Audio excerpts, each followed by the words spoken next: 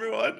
Welcome. Welcome back to Delta Green here on the Lost Caravan. I'm Doc Rimbo, and I am your handler. Thank you for coming back and joining us for part two. In case you missed part one, if you don't want spoilers and you want to watch that first, go run on over to the Lost Caravan YouTube, and you can watch our first episode of this two-shot. But stick around, everybody else, and we are going to find out what happens next. As you can see in the, the closed captioning, we said Carl a lot before this game started, and we have no regrets. Before we jump into the mood of a weird and strange reality, let's go around and let's meet our cast for the day. So I am going to look at you in order as you are on my screen on the roll 20, and I see at the top of the stack is my friend Liv. And Liv, hi. I love you. Thank you for being here. Please tell us about yourself and tell us about your character and what we need to know about them. Yeah, so my name is Liv. I play Agent Micro, and I am now just realizing I don't have my little notebook. So we're gonna figure that out in a second. But yeah, anyway. Sweet. uh, Sweet. Work with it. yeah, it's my character sheet, it's fine. Yeah, I play Agent Micro. She's a she, her pronouns. She's the newest addition to the group. Um, very skilled and adept technologically speaking, courage, strength, willpower. Leave something to be determined. Leave something to be desired. That's definitely true. But last time we found out she's good with computers. She's So good good with the with computers. computers. Mm-hmm. Yup. And that came in very handy. Mhm. Um, Super duper. Awesome. Thank you, Liv. Appreciate you very much. Hey. Let us go down the stack to our friend Kessa, who is right below you. Hi, Kessa. How are you? Oh, is it? Hello, hi. Hi. I'm here. I'm There you Casa. are. I'm playing Agent Martini.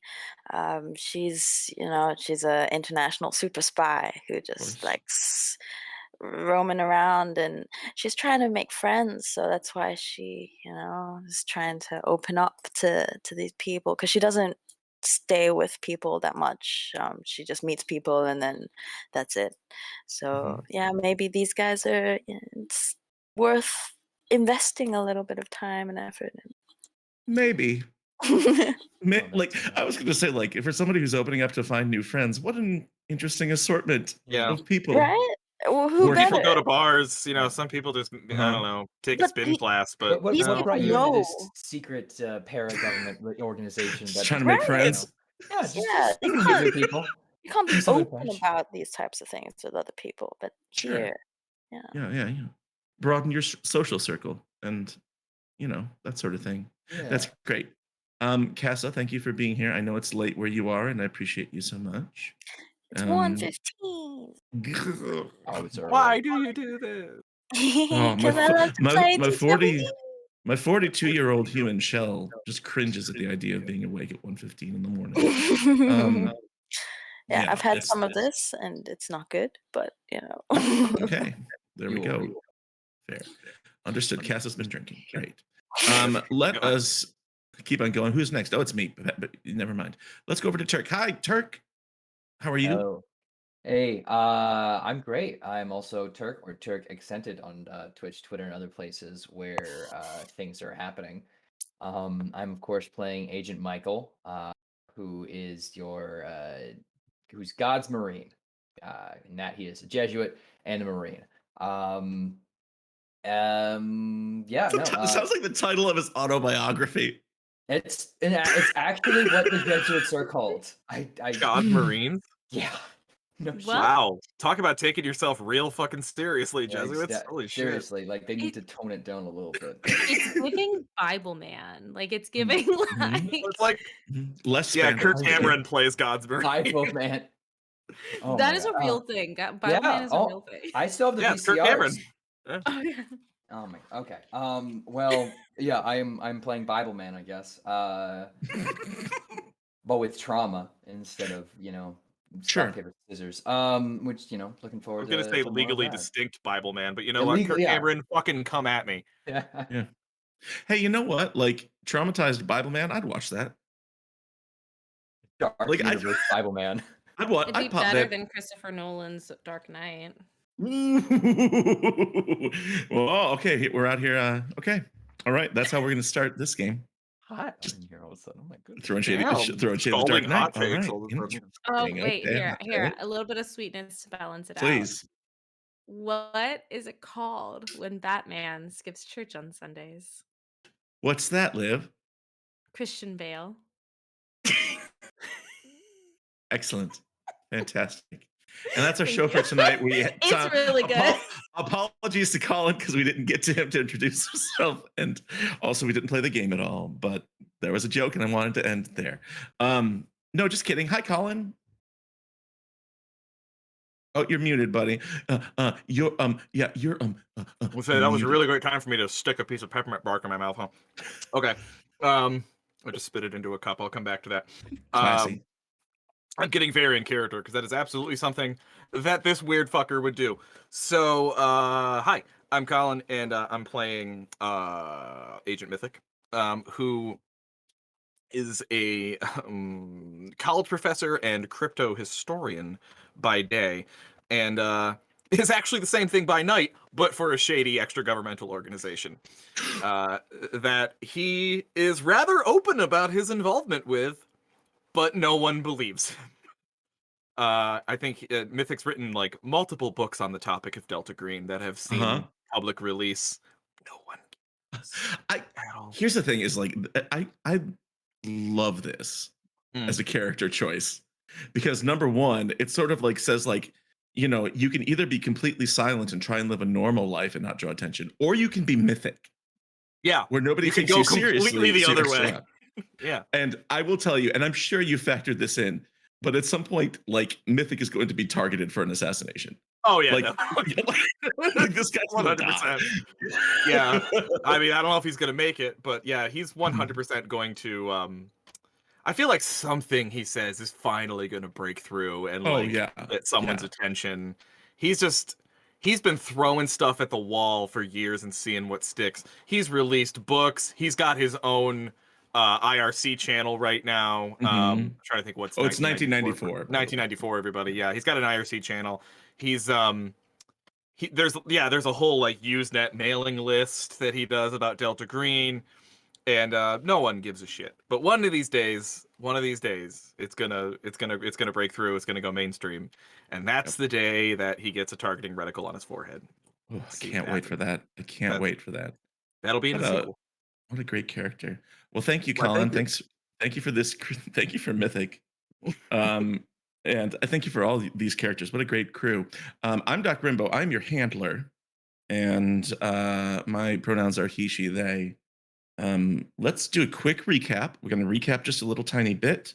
I just want to refresh our memories before we move in, or in case you missed part one and you want the short version. The short version is thus. The organization known as Delta Green is a secretive para-governmental organization that exists in the shadows, and its primary purpose is to seek out those threats that are supernatural or cosmic or extra reality based, and to neutralize them and to silence them so that they don't compromise our reality. And so this group in 1994, known as M-Cell, was brought together in the city of Brooklyn. And initially, it was to investigate a missing John Doe, a homeless man who had been apparently in the freezer at a funeral home for 2 weeks before he went missing. The group went to investigate at the funeral home. They found a door that had been ripped off its hinges from the outside. At the cemetery, they found prints from something that is not human. And that's about as much as they knew from that. And then at the funeral home, as they talked to the funeral director, they found out that the assistant medical examiner from Brooklyn, a woman named Henrietta Zimmerman, was doing the autopsy there on site. They ran out of space at the Emmys, so she was doing it here at the funeral parlor, videotaped the whole thing, submitted her notes, said she'd come back and finish it later. And when you watched the video, you found out maybe why is as she opened up this man's stomach, she found a small piece of paper that seemed to command her attention for a good 30 seconds of silence before she shook it off and then said something to the camera about going home because she wasn't feeling well. And as far as you know, nobody heard from her since then. So now you have a missing corpse and you have a missing medical examiner. You went to her office. Agent Micro got to use her computer skills in the world of the nascent World Wide Web and found the notes for the case file. Everything seemed normal, but there was no note about the little piece of paper in the case file, and you couldn't find it there. You did find the videotape and watched this happen. You found out from another worker at the medical examiner's office that a missing persons report was filed for Henrietta Zimmerman about a week ago, which is about a week after this homeless man was first found. And I can get the dates for you, but that's pretty much it. So now the crew, who are currently holed up at Agent Martini's safe apartment house, where they spent the night, are going to get back to work with a couple of different leads. It is the 28th of October in 1994. It's raining outside. And as you wake up, you hear the same sounds you heard when you were trying to sleep, which is New York. And sirens and horns and traffic on the street outside, but you are all sort of gearing up and getting ready to go. And so, without further ado, let me click some music here to get us going.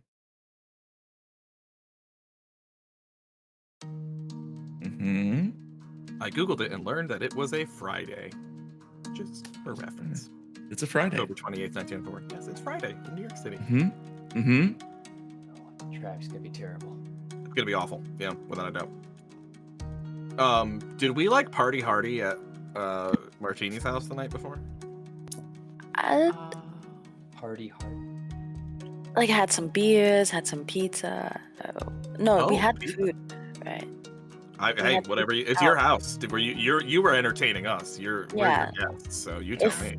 If people were still up, I would wait until the last person pretended to fall asleep or went to sleep because it was my place. So yeah, I would try to like host until. So maybe there would be some beers, some talking, you know, like a little conversation starting Chill vibe. Really awkward Chill vibe. conversation getting Yeah. to know each other. a little bit because Thank we're God.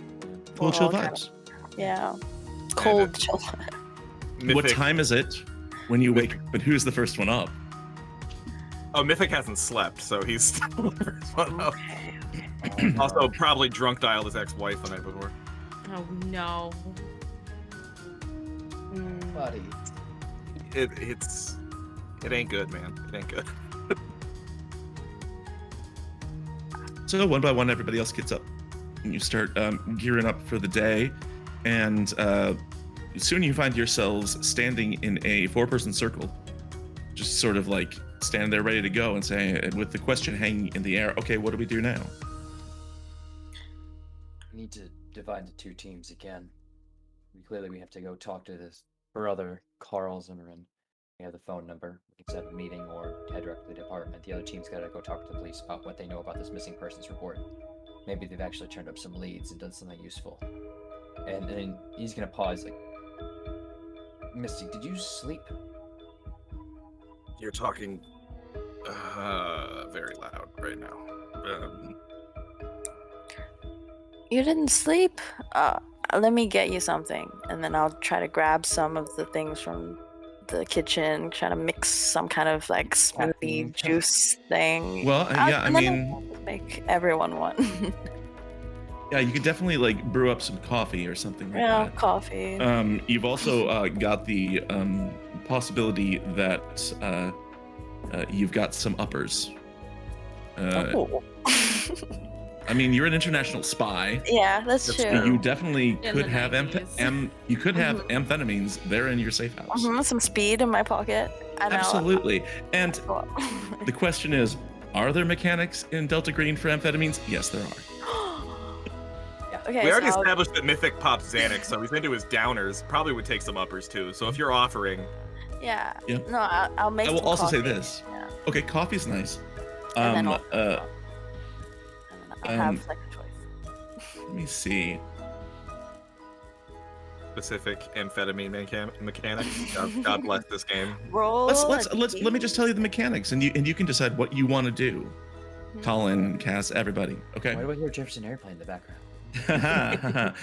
If you work too long and go without resting, you become exhausted, and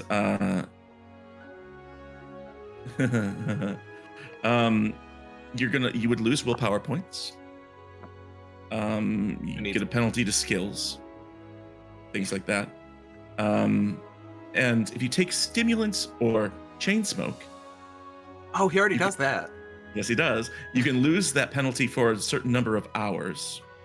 Harder drugs, like straight drugs, will prevent it from taking effect even longer. And you can keep going, but every time you do, after the first dose of pills, you lose more willpower. Okay, I want to make this a brief little scene, if that's okay. Like, Yeah. So if you're like making coffee, I think like Mythic like pulls you aside, kind of. Hey, appreciate the Java, really do, but I'm just gonna go out on a limb here and just guess, just based on your whole thing, that you have access to something a little bit stronger. Well, I have pretty much anything you'd like. You wanna narrow it down a little bit? Uppers, downers. You're feeling kind of tired, right? Yeah, I'm pretty out on my feet right now, so anything that How can about- keep my eyes open would be great. Definitely. I'll go into my pocket. How about this? Takes out a little baggie of white substance. Make with it what you will. I That'll won't do. tell you what it is. I'll just say it. Yeah. How about this? Yeah, are you you wouldn't happen to be a international drug smuggler in addition to being a super spy, are you? No. I've met some along the way, as you do, as one does. And there's always party favors, but yeah, I'll do some with you just so you know it's not dangerous or whatever if you're worried about that type of thing. Oh, I'm call this incredibly stupid, but I weirdly trust you implicitly, which is probably something that's gonna get me killed, but I mean, I don't remember what this is, so oh, well that when you put it I that think- way, yeah. I think it is what I think it is. But Bathroom? yeah, here is fine too. There's no cameras. or Oh, okay, yeah. whatever. I mean, does anyone else want any? And she kind of waves the bag around. Start with a drug deal. Yeah, no, Agent Micro does work for the DEA. Just a friendly reminder. Forgot about that. Okay, but Martini knows she can't be touched, so she's just kind of. That's so true. Yeah. I'm also Liv, the player. I'm sitting here trying to decide, like, is Agent Micro like a straight edge kind of person, or do I lean into the reality that she got her computer science degree and master's in like the late 80s, early 90s? Mhm. smoking something And as she's is, typing. and is an That agent comes for with the a certain DEA. territory. Yeah. does. Yeah. I She's guess if you she's work for- she's been go ahead. aboard the White Horse before. She's Oh yeah. yeah. Yeah. I mean, listen. Me and Martini All were just cops gonna go are- do some drugs. Do you all cops are wanna corrupt. Here's what I'd love is I'd love for well, I guess it would be Mythic. I'd love for Mythic to make me a luck roll. Sure. On a success, Oh, is this to determine what it is? yes. Oh, so fuck on me. a Okay. fail, it'll be one thing. On a success, it'll be another thing. And I'm gonna say like, and you can decide what you want to do with this. But on a fail, which is above 50, we'll say that it's just like it's fucking Ritalin. Okay. On a success, it's Coke. Okay, good. Yeah, Coke is what he's hoping for. He's Yeah, looking for some Coke. Okay. All right. There's no modifier, right? This is just straight Nope, up. it's just a D100 and get over under a 50. a critical. So it's a critical good 22. So it's the This is good cocaine. This is Titanium. Escobar shit. Yeah, this is This is like the really I don't know how to talk about cocaine. This is the good No, like stuff. I wanna- Martini got Sure. this literally from doing a fucking destabilization mission in Uh-huh. Colombia. In Colombia. this is straight out of Bogota. Here's what I'm Yeah. gonna say then. In that case, Colin, instead of a D6, we're only a D4 to see how much willpower you've lost from your exhaustion. We're gonna reduce that just because it's really good Coke. Okay. 2, and then I'm going to say that any penalties are offset for 8 hours. But Good you won't be it won't be resolved until you get a full night's sleep or rehab. This is fine. Yeah, he totally does that thing where he like what's the Yeah. and it's like, oh my word. Oh, it's good. It's good stuff. Holy shit, Martini! I expected no less, honestly.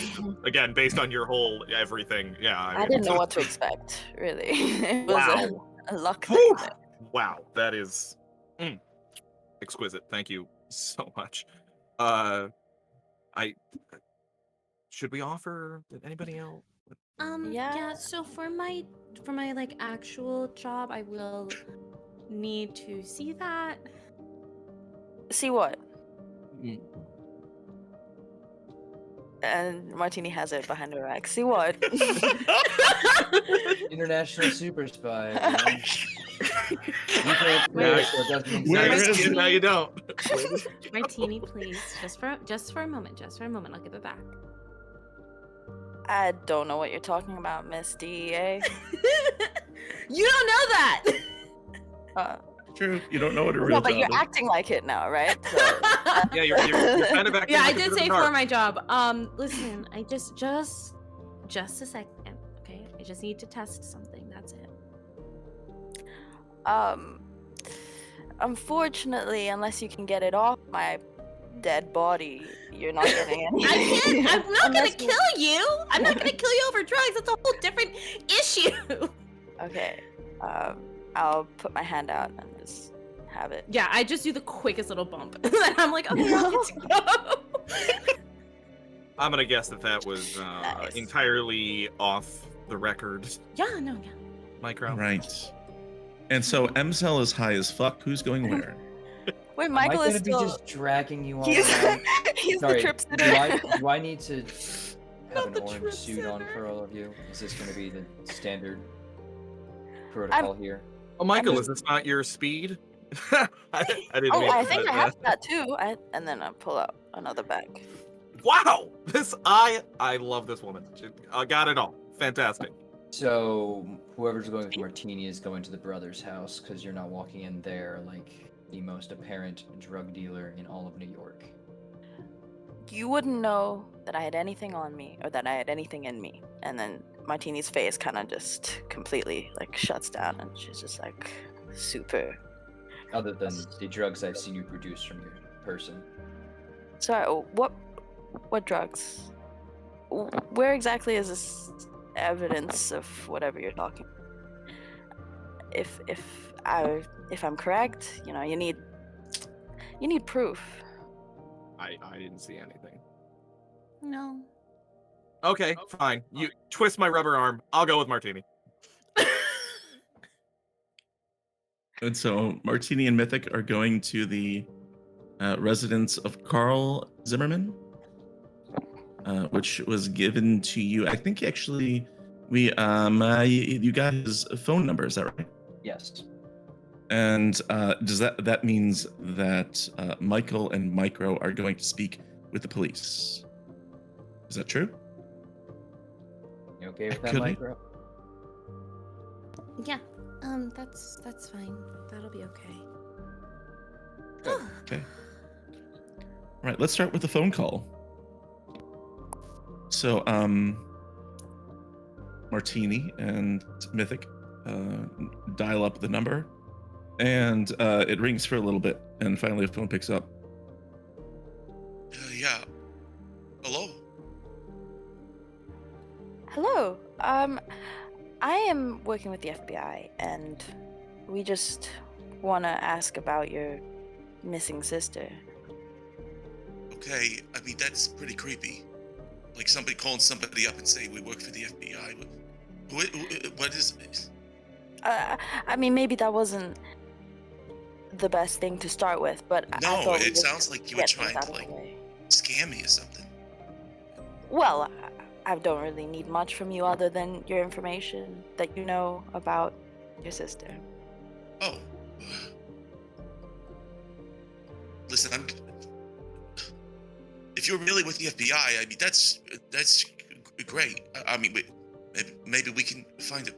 Can we meet in person? I'd rather not do this over the phone. Absolutely. This is just a run of the mill, just to check in and see that you are picking up on the other side, and we'll definitely. What time is best for you, sir? I mean, now is fine. Here's my address, and he gives you. He gives you his address, and and yeah, and sort of like it's not too far. It's in the area. It is a local address, and so you can take off and go and speak to him face to face. Martini drinks like a whole glass of water. Nice. Water. What a square. Off they go. How are Michael and Micro? How are you getting to the Williamsburg police station? Because that's not a confusing combination, Michael and Micro. Michael and Micro, Mike and Mike. Mike and Mike. So it's bound to be confusing. We could just take a cab. You fine with that, Rook?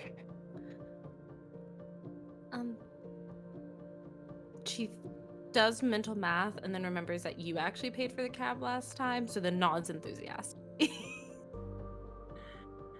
Shouldn't be too bad. We'll just walk a block or two up that way. Head right to the precinct. Okay. All right. Off you go to the Williamsburg PD. It is a nondescript police station, and it appears to be busy this time of day. People coming and going. Keep in mind, I mean, crime rate pretty high in the 90s. It's getting close to Halloween time. Things tend to amp up. You see plenty of tired third shift folks signing off, and plenty of sort of sharp and ironed shirts coming in for the start of the day. It's about 9 in the morning, and as you walk through the front double glass doors, there is a waiting room with a big window and a plexiglass shield, and a woman sitting behind the window, and there is a young lady standing in front of this woman trying to talk with her. And can I get a human roll from either of you, just to see if you can read the current climate here? Okay. We can certainly try. Oh, yes. 20 out of 30. Ooh, excellent. How about Micro? 50 out of 10. All right. So Micro, everything seems like sort of boring and bureaucratic in here. And, standard stuff. But Michael, can you give me a reason, Turk, why Michael is able to read the room as soon as he enters? Well, in addition to just, personal training in regards to high stakes environments and needing to kind of understand everyone's motivations, he also has religious training and kind of just interacted with a lot of people and students, especially. Yeah. And likes to get the reads of, reads of rooms as soon as he walks in. Excellent. And that's probably where it comes into play, is this woman who's standing in front of the, I don't know what you call it, the receptionist, I suppose. She's younger. She appears to be in her 20s, mid to late, and she's just sort of standing there. And you can tell, Michael, she's getting a little bit frustrated, and she just looks at the woman back there. She says, "No, I told you I was going out onto the roof, and this guy accosted me and asked me about where the bottles are, and I don't." And he like grabbed me, and he was dressed. And she says, "All right, honey, well, what was he wearing?" You know, and she says, "This like, I don't know, like this plastic muumuu on, or something like that, and he was wearing this mask. It was super weird." And she says, "All right, well, if you see him again, you know, give us a call. What's your name?" And she says, "Abigail Wright," and she takes her name and writes it down, Abigail Wright. And she says, "Okay, where do you live?" And she says, "I live in the McAllister building in Manhattan. I went to the Manhattan branch, and they said you had to come out to Brooklyn because they were too busy." And she says, "All right, we'll be in touch, okay? Next time, just call the Manhattan department." She's like, "I tried doing that," and like she just gives up and walks out of the room. Unrelated to this case, you think, but a weird interaction. And so you're next in line. So you come up to the window, and she says, "Yeah, how can I help you?" Hello. We're looking into a missing persons case. We've been hired on privately by the family. You private detectives? What is this, an investigation? Yes. Henrietta Zimmerman was reported missing about a week ago. We were curious if you might be able to provide us any information that's free and available. Hold. Like she's not even on the phone. She just goes, "Hold." And she like pulls out this filing cabinet and starts rifling through files. She's like, "Can I see some identification, please, from both of you, please?" What for? To keep records of people who are going around, and we don't just let information out to anybody. If you're a licensed private detective, or if you're with some other group, then we can like record who came and looked into things. We're very thorough. Rookie, it's your turn to get your record on. Oh, okay. We have fake badges and stuff. You do? You have fake FBI credentials? I would suspect, yeah, that would Do you probably be remember your best. code name? I do. Am I Lennon? Was Sure. I- You're Mark. Yeah. Sure, just go with it. She doesn't care. Yeah. Well, I'm the name is Lennon, and we are investigators, and I start like digging around in my bag trying to find anything, but also kind of hoping as I babble and I start listing like, "Oh, we're from Floyd Detective Agency," and I just like start spilling out just information, hoping and praying that maybe if I just babble very nervously, she'll get tired of me and just let do you us have a do you take out the FBI badge at all? Do you like show her the FBI badge, or you just? I do take out the badge, but I flash it really quick, hoping that she won't see that it's FBI and Ooh, not classy. PI. Okay, all right. This is gonna take some sort of roll here. If not, Oh, I got it. Here. okay, just flash it. Show it. Yeah.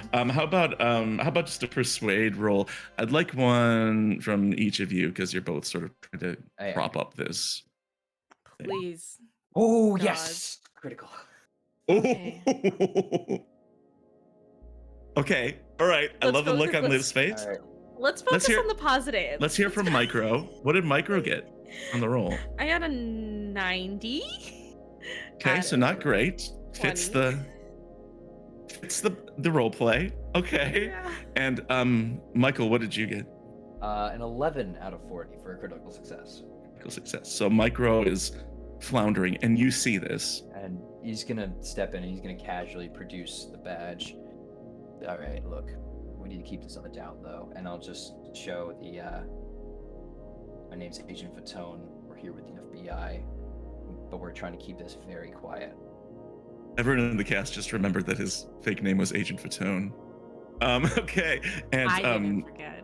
she looks at it, she goes, I was Timberlake. You were Fatone. Okay, yeah, sorry. mhm. She has like glasses balanced on the perch of her nose, like Annie Potts from Ghostbusters. And she just looks down, and she's like, Okay, 18th for tone. All right.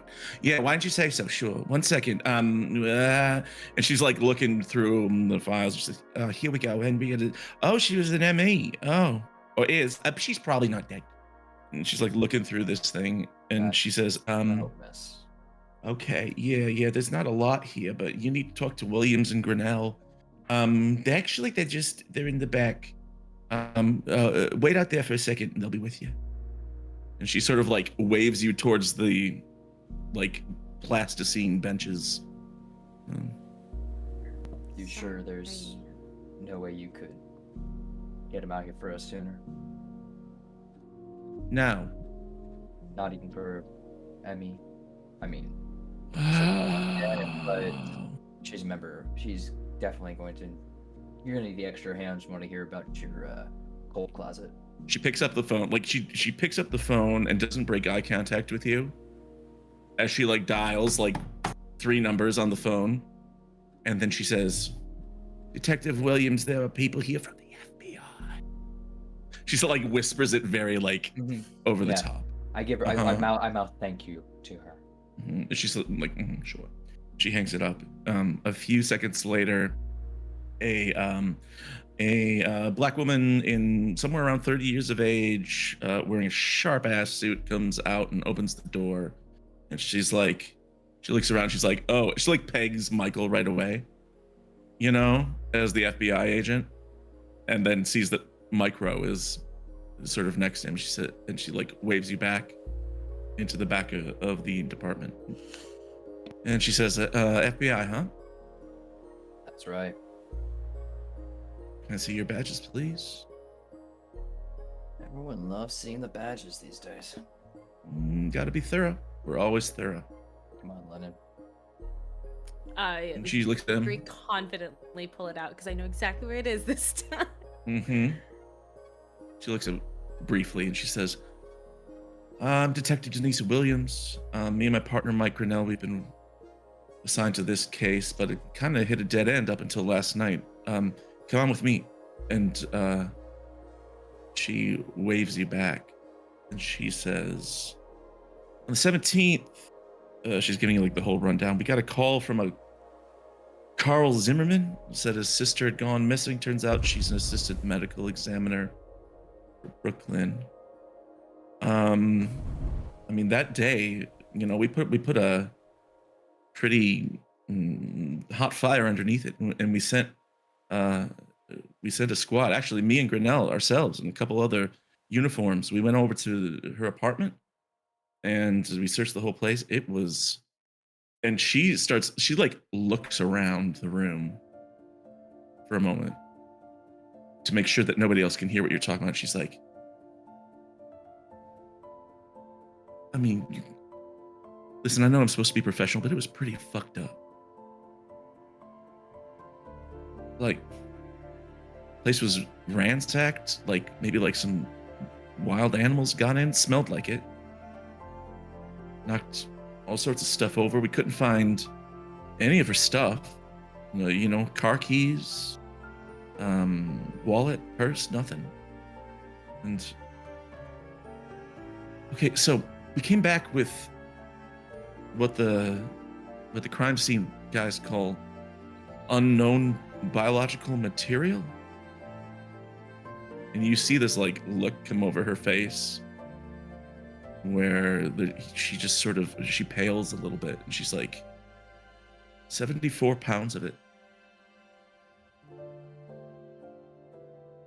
I'm talking like fingernails, what looks like claws, teeth, tissue. Took it all out in these big garbage bags, and I don't know. I mean, after that day, I gotta be honest, we weren't really eager to get back in there. And things kind of slowed down. I mean, without her wallet, without her car keys, her car wasn't on site. We don't know wwhere that is. We put out an APB on it, but we couldn't find anything else. And that was just, I mean, we were about to let it go. And then last night, and she's like looking over her desk for something, and she pulls out this piece of paper and she says, last night we got a follow-up from Mutual Financial. It's an insurance company. Apparently, she has a life insurance policy with them, and we reported her missing. All that goes out to insurance brokers, everybody who handles that sort of stuff, and they knew about the missing persons case. So they said that last night somebody called them with a bunch of questions about on-policy death.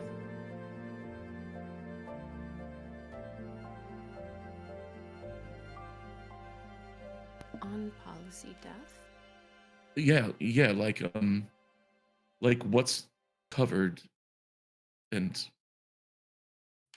asking questions like, if somebody dies and they're covered by life insurance, how long does it take to pay out?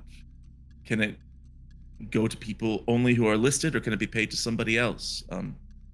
That sort of stuff. I mean, it was weird, right? That was yesterday morning.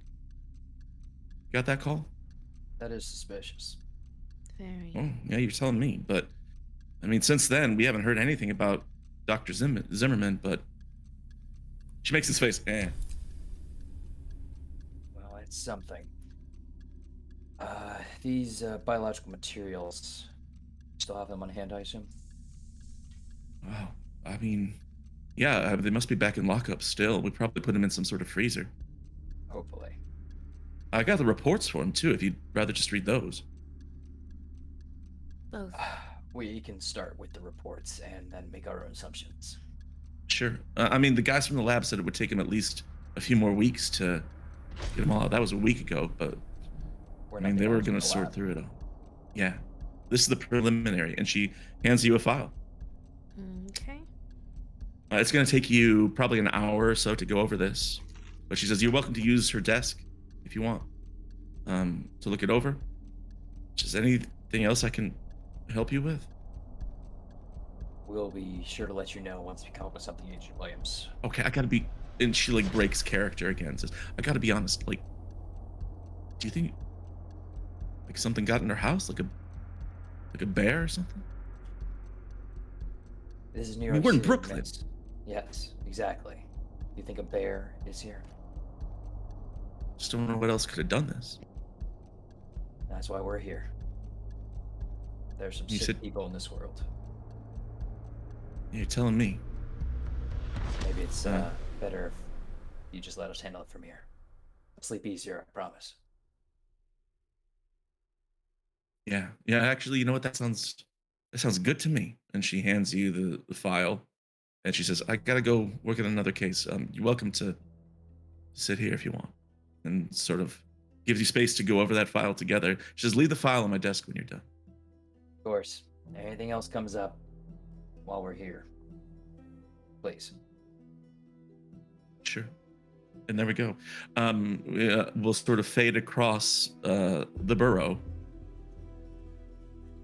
to see Martini and Mythic, who is all coked up.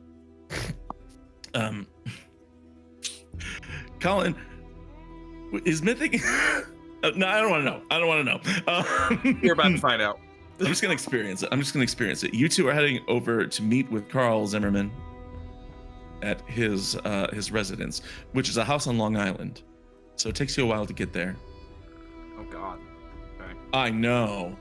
Ugh. You take the train, you take a bus. Oh, I mean- God. We take the LIRR and it fucking sucks. Uh-huh.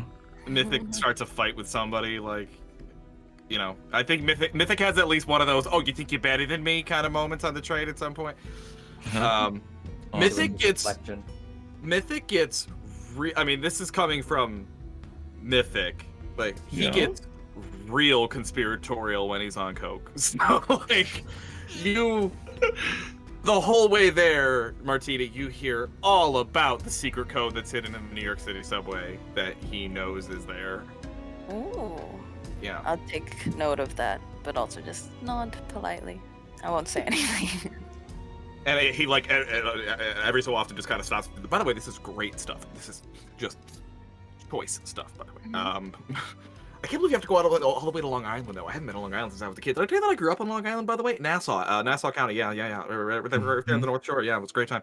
It was a small little town, love a town. But it was a lot of people, a lot of people, very on top of each other. Just really kind of busy place. And yeah, my father was actually a carpenter. That's not true. I'm lying to you. He was not a carpenter at all. That's just something I thought I would say. This kind of thing happens. Sure, yeah, I just we'll sum it up. Yeah, we'll sum it up by saying this: Martini, the ride isn't actually that long. You take a bus out to Long Island. It's not that bad. It's not that bad. Mythic, this ride is taking forever. This is such a slow train. They were way faster when I was a kid. I don't know what happened. They used to go like vroom, vroom, vroom, back and forth all the way across the island. Now they're just like so much slower. It must be the government. Somehow they're trying to fuck with us, man. They're trying to make us go slower. They're trying to make sure we can't go about our days as much as we do, and that way we can't accomplish as much, and we end up having to be more reliant upon them. It's all part of it. You got to see. It's all right there in front of you. Like, the bus lets you off a few blocks away from the address. It is a small house, but it's sort of freestanding. It's not an apartment building. Looks like it was built sometime during the Second World War, returning soldiers, something, I don't know. And go up, knock on the door, knock. And the door pulls open, and you see a man in his. Ooh, let me look. I don't know how old he is. You see a man in his mid-30s. He is a little bit chubby, a little bit. I don't know. He looks pretty well put together, just like a normal dude, you know. But you can tell from the look on his face, without any sort of role at all, that he is just like he's been going through some stuff. He's had a month. You know, you can tell he's troubled. So he opens up the door. How do you do, sir? I'm Agent Gilbert. This is Agent Sullivan. Do you mind if we come in? With you guys with the FBI? Mhm. Yes. Okay. He doesn't even ask for a badge. As a sort of like a juxtaposition to the other scene. He's like getting his badge out, and it's like, oh. Yeah. But like he pulls it out, and Carl has already turned away and is starting to walk into the house. And he says, yeah, come on in. Do you want some iced tea? That would be lovely. Thank you. All right. Hold on. Goes into a messy kitchen. You can see there's stuff all over the counters, and there's like a pile of laundry in one corner of the living room. And not necessarily the sign of a hoarder or something like that, but a sign of a dude who's maybe a man-child, just a little bit. And he comes out and hands you each like a glass of iced tea, which looks like maybe he bought it from the store. You know, He a milk jug. Yeah. Like Mythic like takes it, and it's like his hand is fucking shaking like a leaf, like the entire. Yeah. Great. You're welcome. What do you? Okay. Why are you guys involving yourselves in this with my sister? Like, who? Did you hear about it from some, like the cops or something, or like, is it because she's an ME? Absolutely. That's exactly why we're. That's the reason. Yeah. Yeah. Oh. You got it. I mean, you of all people should know that your sister was important, and we just want to make sure that her family gets the right closure, and that we all figure out what happened to her. So we just wanted to come by. And of course, as a government official, which your sister was, her death falls within our purview as federal agents. Oh, so. No. She's not dead. Oh, that's good to know. Tell me more. Well, I mean, I know she. I think I talked to her last night. That's great news. Please, and Martini will kind of. Well, I mean, I'll start at the beginning. Okay, so a couple weeks ago, she didn't show up. She always visits our mom and dad at Mount Carmel, and called her up. It was the, gosh, he like thinks for a minute. He's like, it's like the 14th or something like that, and of October. Yeah. And she missed it. She goes every week. I mean, she wouldn't stop going, you know, unless something was wrong. So I called her and I left the message and kept doing that for a couple days until like 4 or 5 days later, I filed the report just because she wasn't answering a phone or nothing. That must have been difficult. Yeah. And you know, now that I think about it, like since then there have been a couple times when like my phone would ring in the middle of the night. Like I'd pick it up and there's no one there, just like this heavy breathing or like dogs barking or something like that. Huh. So what I Well, did that's- was this, and he like runs over to this like side table, you know, and he's got an answering machine there for those of us who remember answering machines. Of like, you know, like here's one with the phone built in, and it has a little micro tape insert on it. He's like, so last night I fell asleep on the couch watching wrestling, and when I was said like- spare no detail, you can leave some of that out, but you can continue. so it was Survivor Series. That's a Do you good need that? series. Do you need that for the report? Yeah. It wasn't actually. live. It wasn't a pay-per-view. I taped it a few months ago, and I was watching it again.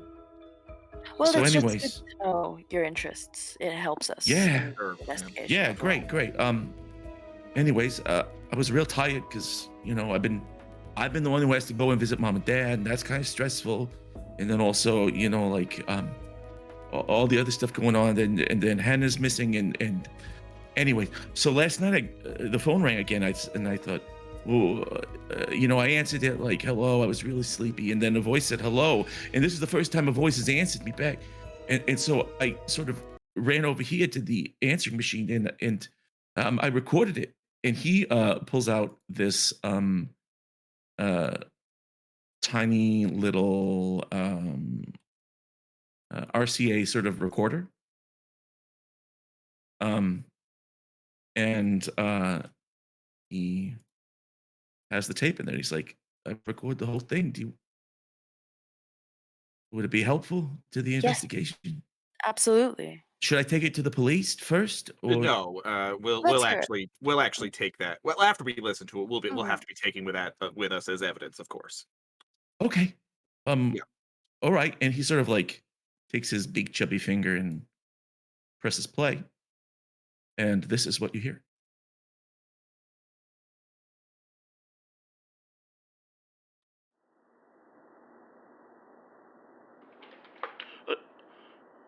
Okay. Hello. Go ahead. Cara, take care of them, please, okay? Who is this, please? You know, Cara, you know, don't worry about it. Ann?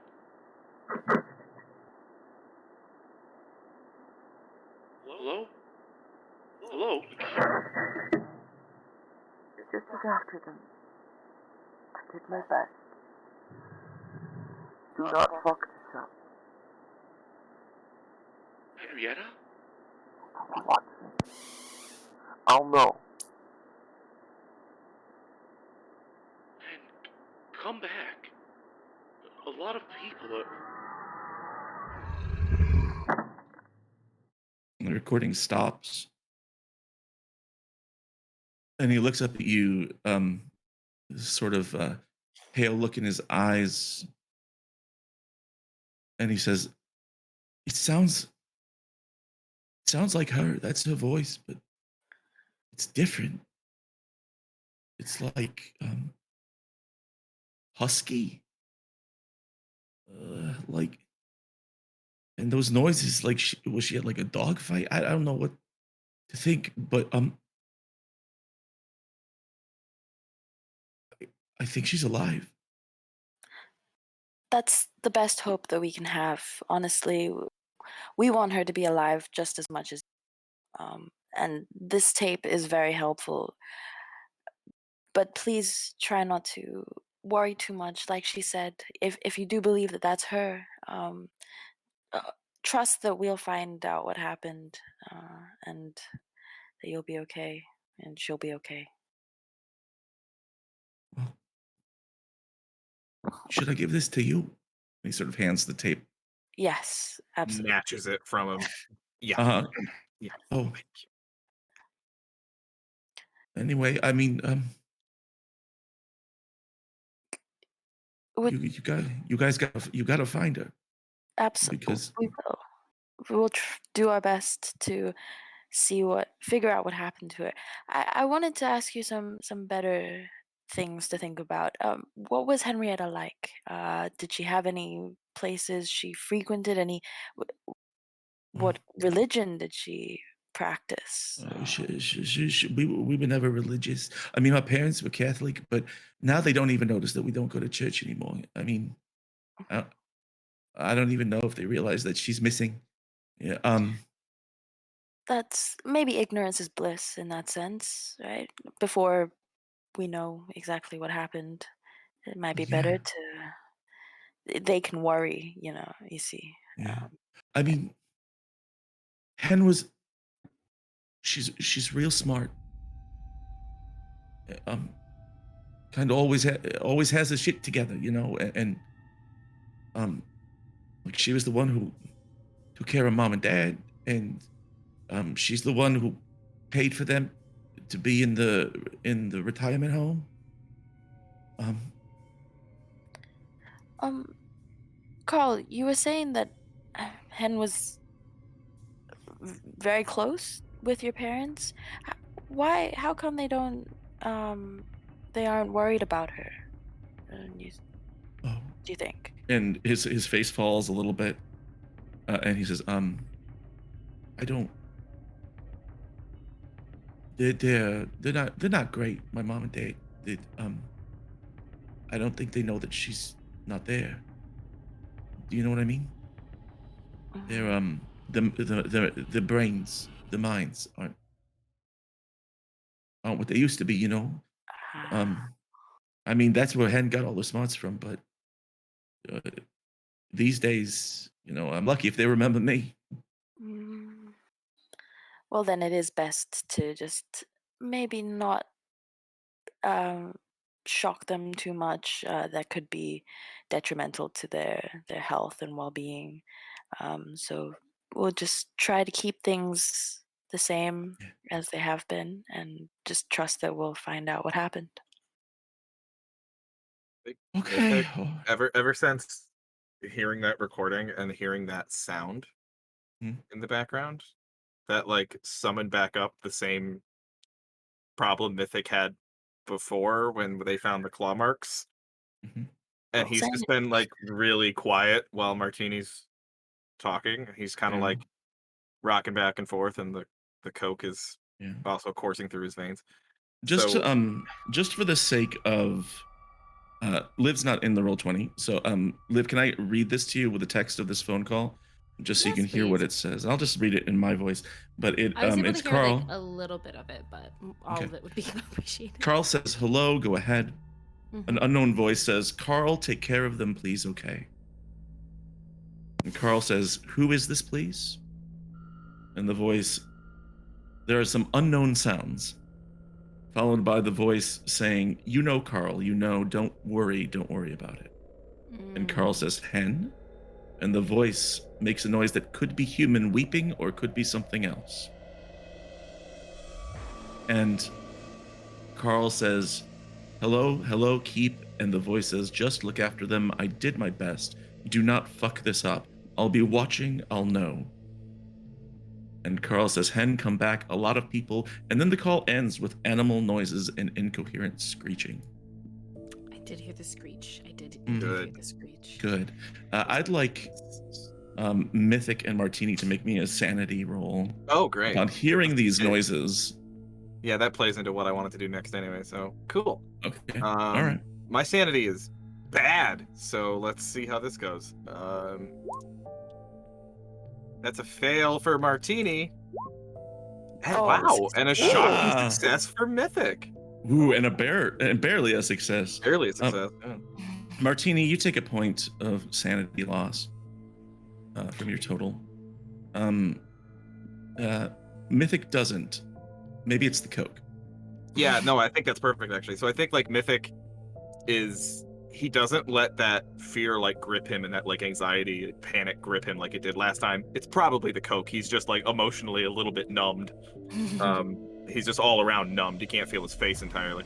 But he gets like, as Martini is talking, and I think like from Mythic's perspective, the last thing he kind of hears is Martini say like, "Tell me what Henrietta was like," and then it's just like ringing in his ears, and he just drowns out everything that they're saying. And he kind of comes back to right around the time that that Carl says that their parents can't remember really anything about them. And Martini, like, you can see like Mythic is kind of like breaking character a little bit here. Like, he's not being Agent Gilbert anymore. Like, he's just kind of being himself. And he just like kind of leans in. Carl, I'm gonna give you a little piece of advice here. We're gonna take this tape and evidence of what happened to your sister, and we're gonna try to find her. Great. But I need you to do something very important for me, Carl. Okay. I need you to try to forget also. I need you to forget that she's missing. I need you to forget that you heard her voice over the phone. I need you to forget that you ever saw us. And the reason I need you to do this, Carl, is because, well, it's because the people I work for, when people remember, they make them disappear, Carl. So you need to forget for your own safety. Can you do that for me, Carl? Can you forget all about this? I don't understand. You don't have to understand, Carl. You don't have to understand, and yet frankly, you never will. But if you talk about this, if you tell anybody else what's happened even here today, there's a non-zero chance, shall we say, that you end up at the bottom of the Hudson River wearing cement shoes, and I don't want that for you, Carl. So You in the Okay. mafia? Okay. No, my partner here is just a little bit serious about this stuff, but Yeah. honestly, we we understand that this is stressful for you, and we just want you to go ahead with your life as best as you can. Um, and like I said, trust that things will be sorted out.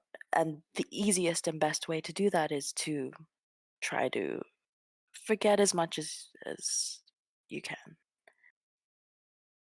can I do some kind of roll to try to like persuade Carl that I'm dead ass serious? Oh yeah, for sure. Just staring at him.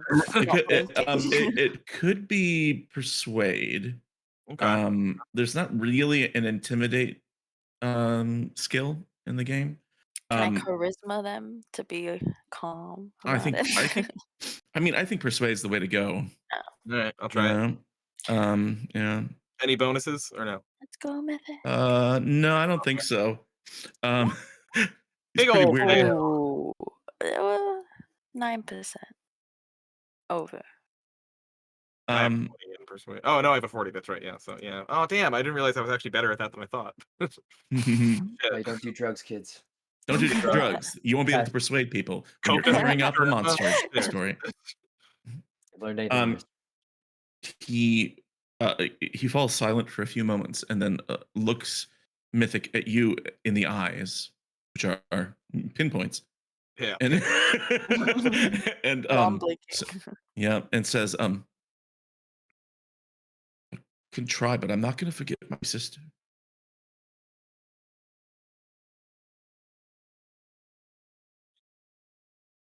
It's been a pleasure knowing you, Carl. I think we have everything we need here. Isn't that right, Agent Sullivan? Yes. Um, you've been a great help, Carl. And we're not asking you to forget your sister. We're just asking you to forget what happened towards the end. Um, the most What recent. did happen? We'll definitely work to figure that out. That's our goal. That's all we have And to then do. I think the scene ends with the two of you like walking out his front door and down like the sidewalk and back towards the bus stop, and him standing at the door yelling, "What happened to my sister?" And you just walk away. Back to the other two. You spend a good hour or two going over this report, and we'll say at this point it's probably getting close to midday, maybe even lunch time, somewhere around there. And this is what you pick up from the report. It's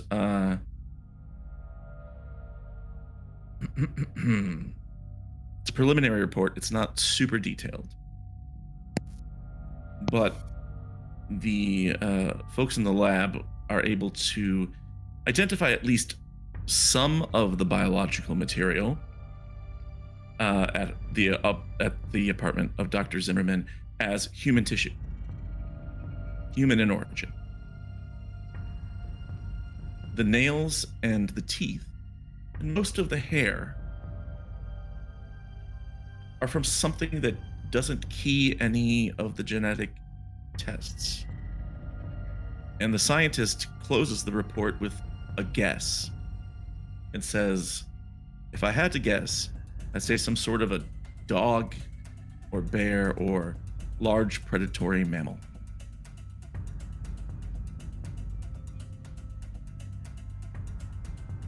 It's a hell of a guess. That's almost certainly inaccurate. Large predatory mammal might be on track. Ooh, are we jumping ahead to the four of you back together again? No. Oh, okay. Riffin. Okay.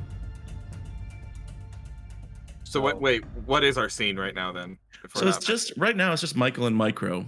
Oh, okay. But we can hand wave some stuff and do a little montaginess where you guys will go over this report. That's pretty much all you get from the police station, unless there's something else you want to do there. Is there anything else you want to accomplish at the police station?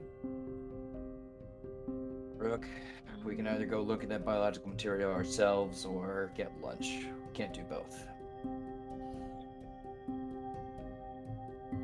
Do you have the means of sending it somewhere and getting a more thorough test? Do we test?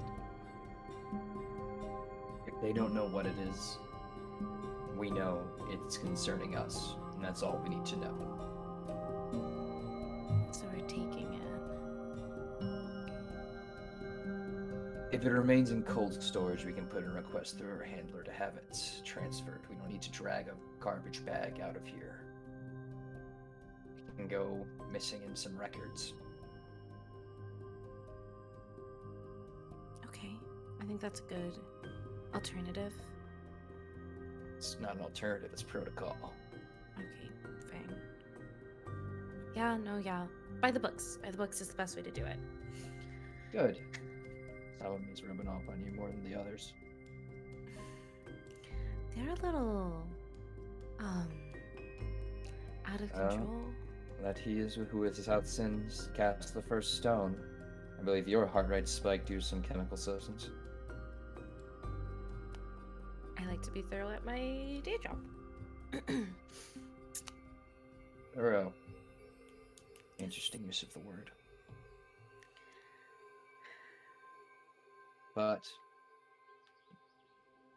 we are all made in his image, and therefore, who am I to judge? Why don't we link up with the others, see what they found, see if we can't meet up with them somewhere slightly discreet. Maybe do a scan of her apartment, or the area around her apartment if we can. The precise of entry and similar to the dead folk house. More materials as well. Maybe. More materials. Good call. So we can retcon and say that you all agreed to meet at the safe house back up there at Martini's. At Martini's at like 2 p.m. Something like that. Sure. Can I have before we move on? Can I just have like a scene on the train with Martini? I'd love that. I don't want to step on Micro and Michael though. If you guys are you don't take a bus back. You take a subway. and you are standing. Oh, do you want to be on a bus? You can be on a bus. Oh, okay. Okay. Okay. So you're at the platform waiting for the train. And it's just the two of you at this stop in Long Island. Long Island. And like the Coke is like, it's been a couple hours, so like Coke's wearing off, and he's like, I am gonna ask you for more of that shortly, by the way. But while I'm still lucid, do you what's your deal, Martini? Do you want to tell me your name or anything like that? I mean, here's the Do you deal. want? Your secret's safe with me. I could shout it to the rooftops. No one's gonna believe me. That helps a lot, but uh, would would you tell me your name? Dexter McDonald.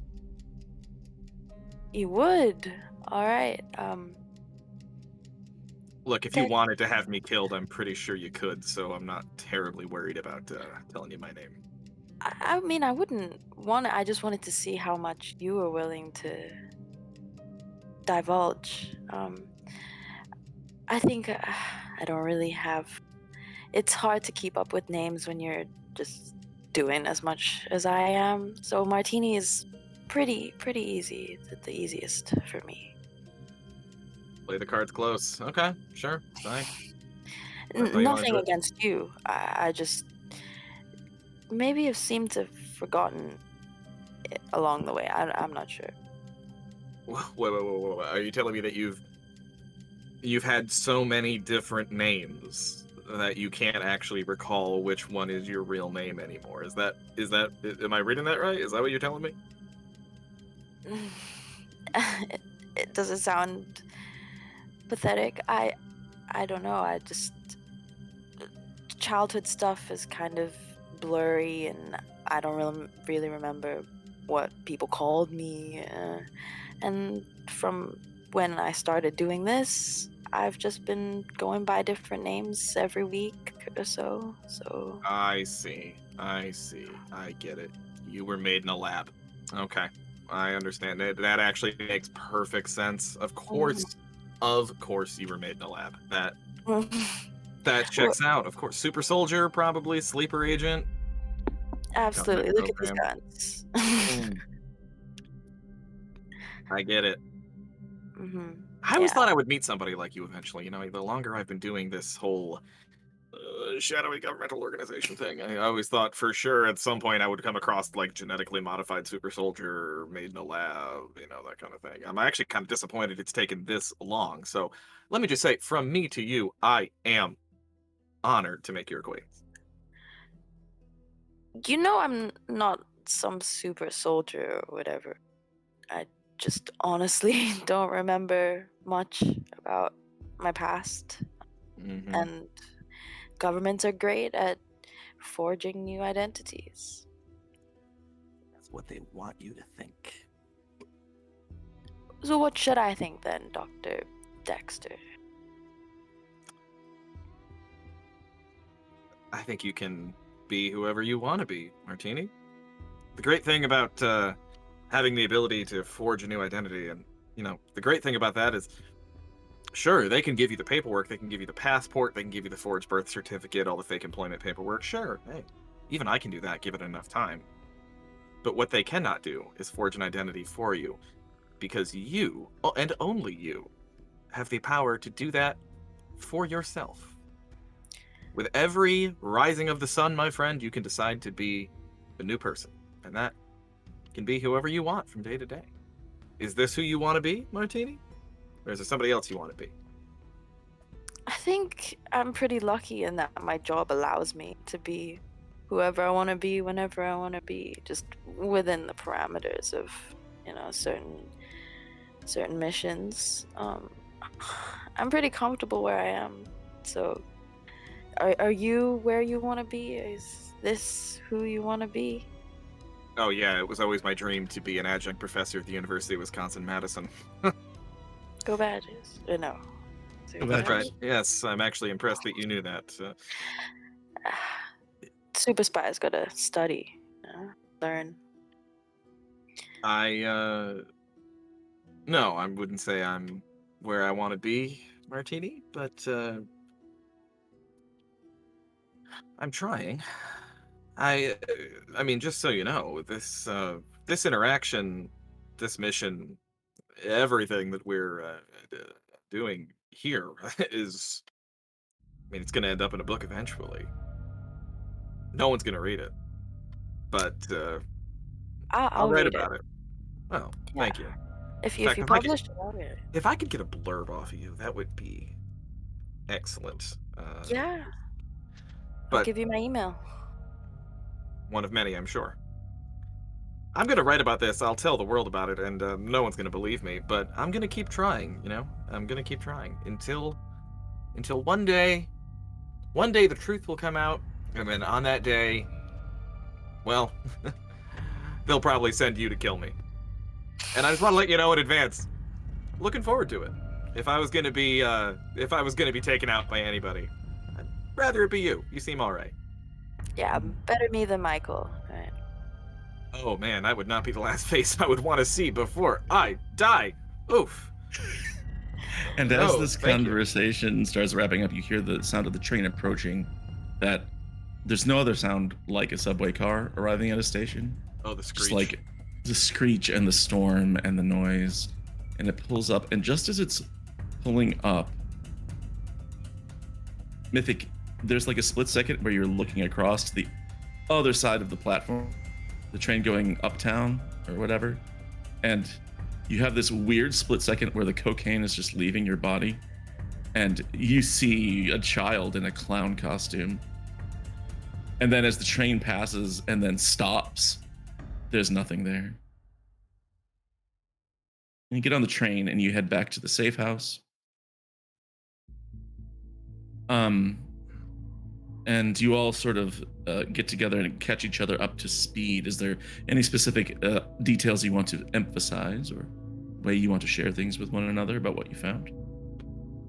I think we can connect the unknown footprints to the disappearance of Henrietta Zimmerman.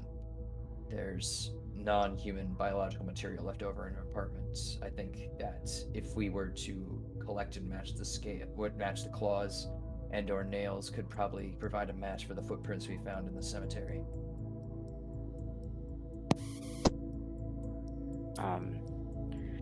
Yeah. Well, we got this tape. We'll play it for everyone. If we could hold on exposing multiple people, could you summarize? Oh, I thought we were at the safe house. No. Are we? You are at the safe house. You are. My point still stands. And he knows that. Okay. All right. Yeah. No. It was just Henrietta on the other line telling her brother not to worry and not to take care of their parents, and some weird noises in the background, some screeching, some crying, some of our dealings, I guess. If you got a positive ID from the brother, that was Henrietta. Well, yeah. Flashback. I guess I saw the pictures on the walls. Well, there was a picture in her office too, and Yeah. Right. He told you he recognized the voice. Yeah, he said that it was definitely her, but that it sounded different, raspy, not how he remembered her. Not ideal. But calling him indicates some amount of continued memory, so that could possibly be good. Yeah. Mythic and Micro weigh in here at all? Mythic is like recalling that horrific sound of the beat, and then I think he just like flashes back to that and is like kind of like looks at Martini and is like, I'm just gonna goes and excuses himself to the bathroom. Okay. Micro shakes her head because too much of that stuff. Mythic, uh, Mythic, 6 more hours of condition repression. Nice. nice. Repression is my middle name. Push it Love that all for you. down. Way down until you're almost walking on it. There you go. I don't think Michael has anything to add because I feel like Michael would do a pretty or did a pretty thorough debrief. I think if anything, she might start kind of subtly not sneaking, but like subtly trying to search already. I think like that's where her mind is right now. She's much more of a data person, so she's trying to see if there's any stuff she can find, I would say. So you're running the data over in your mind. You're Yeah, like basically. we're gonna say you probably made a copy of that medical report, and you're like, Oh, absolutely. The most thorough copy. right, and you're just looking all over that up and down. You're establishing timelines. You're being very logical, and just as you're having that like sort of like construction in your head, you're trying to focus, and then your thoughts are interrupted when you hear the phone at the safe house ringing. Ring, ring, ring, it goes. Ring, ring, ring. I'll get it. I get Can it. someone get that, Hold- please? Hold up, Yeah, yeah. Martini. We provided the detective who's working the missing persons case with this number. So if you answer, it might be them. Otherwise, Oh, And we're FBI. so do you want to answer it? Ring, ring, ring, ring, ring, ring. Michael takes it and yeah. answers it. Yeah, I'm just holding the. Hello. Hello, is this Detective Lennon? Yes, Yeah, Detective Lennon. it's answers. Detective Williams at the precinct. We met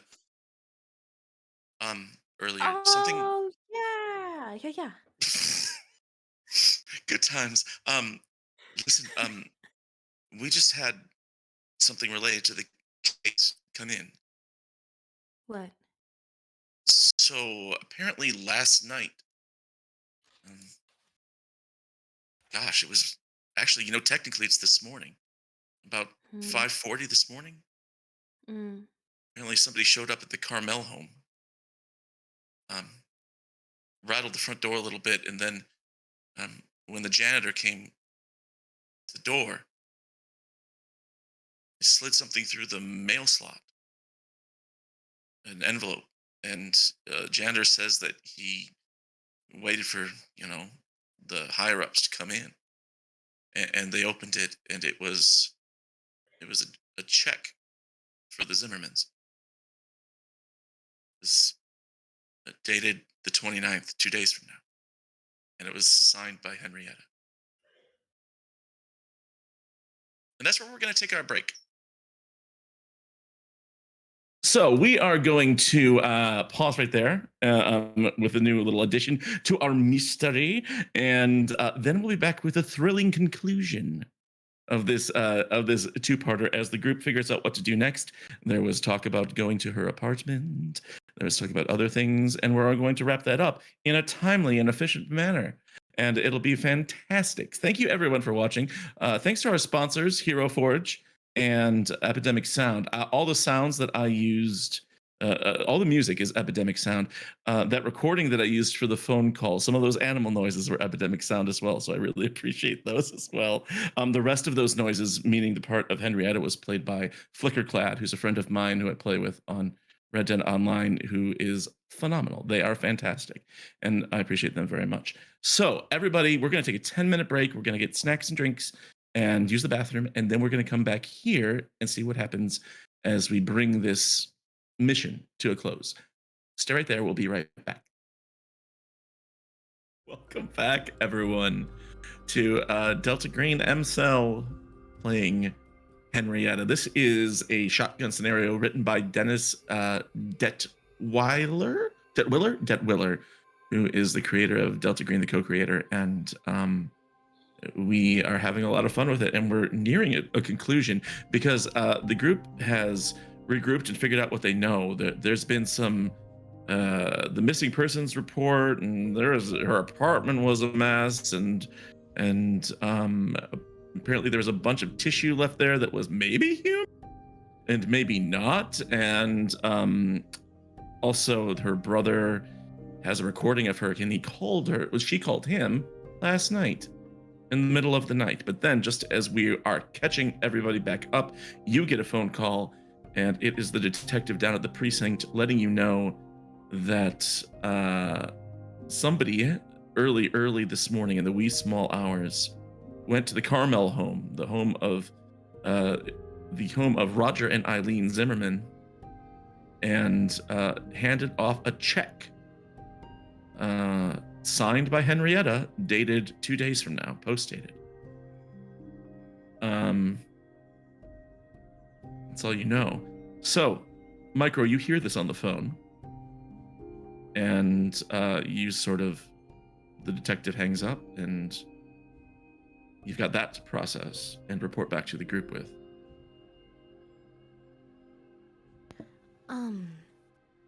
Okay. Very strange turn in the case. An envelope with a check was delivered to the Zimmerman home. Well, or delivered, like, with the Zimmermans on it. Signed by Henrietta, dated for 2 days in the future.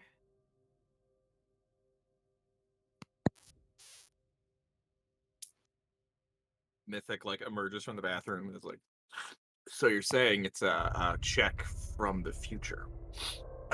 Well, I mean, anybody can date anything. Anybody can date anything.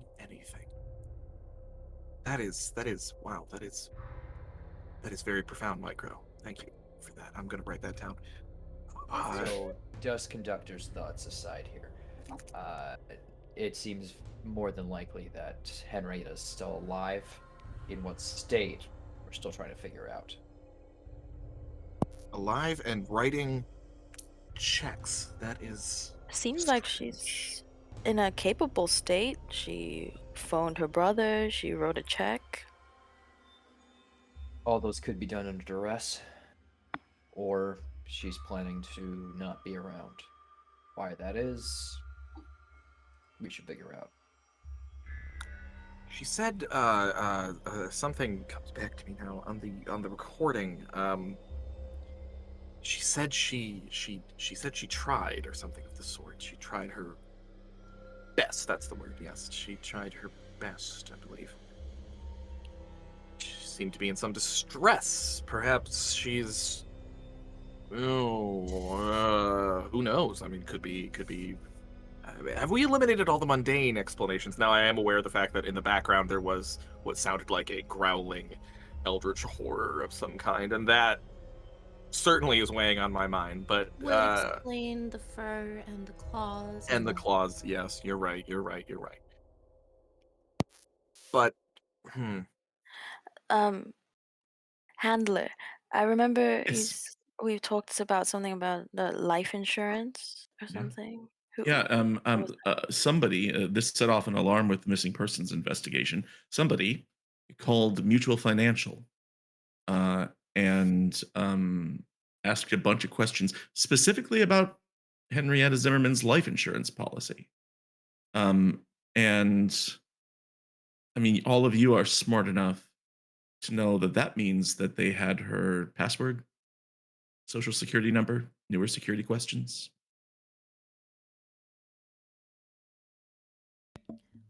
Okay, I know that I'm new, but it couldn't be werewolves, could it? Is that too elementary? Is that too base level?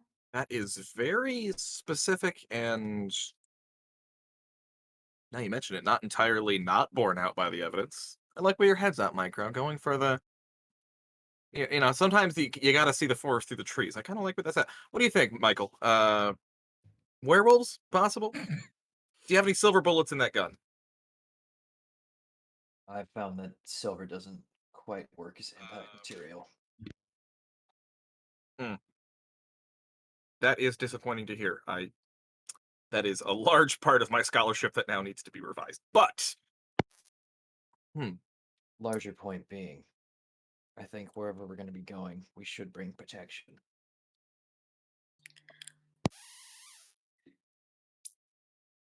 So, additionally, we have confirmation that she wasn't attacked necessarily, at least according to our record of her activities. She was doing the autopsy, read some kind of piece of paper in the John Doe's body, and then disappeared. Those are the connected events we need to look into.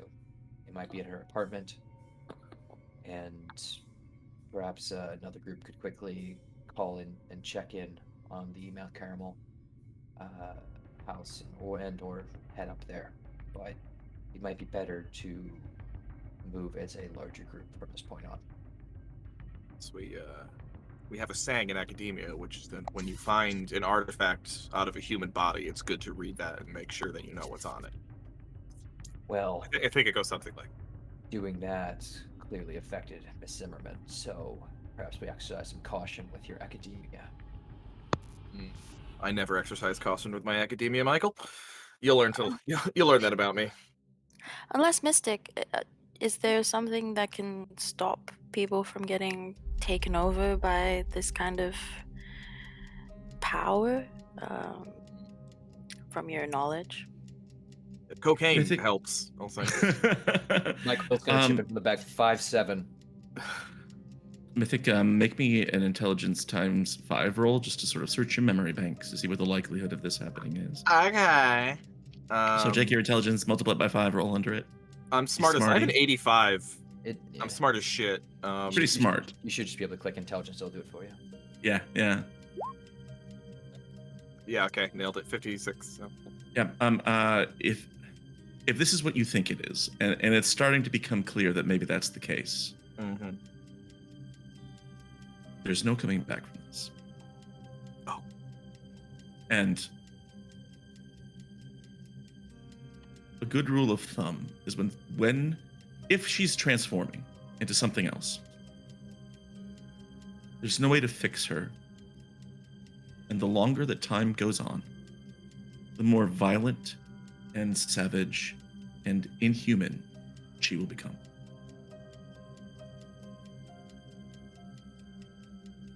And just to be clear, that if she's transforming into something else, that likely began with whatever she read on that paper? Is that what something got into her brain somehow that way? Is that what we're talking about here?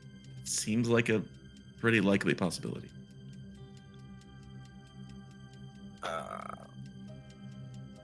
The question on the table, as I understand it, is there any way to help or draw her back from the brink? And, well, searching my memory banks, best I can say is...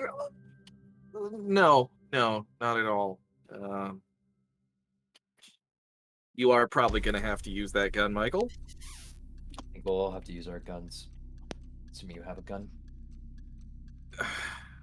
I'm a terrible shot, but Then if I'll get you a small gun.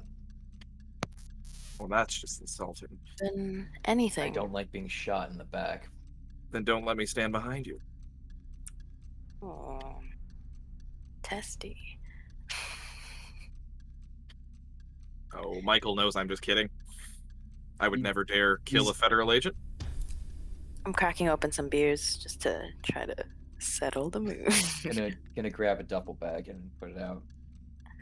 I have something that might be your speed, and he's gonna put a stub nose out on the table for you. It's the light pistol for stats stuff. I could probably work with that. Thank you.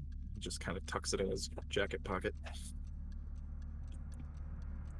Martini, Rook, got preferences, or rather experienced firearms. Some. Yeah, just what's concealable. All right, hush puppies it is.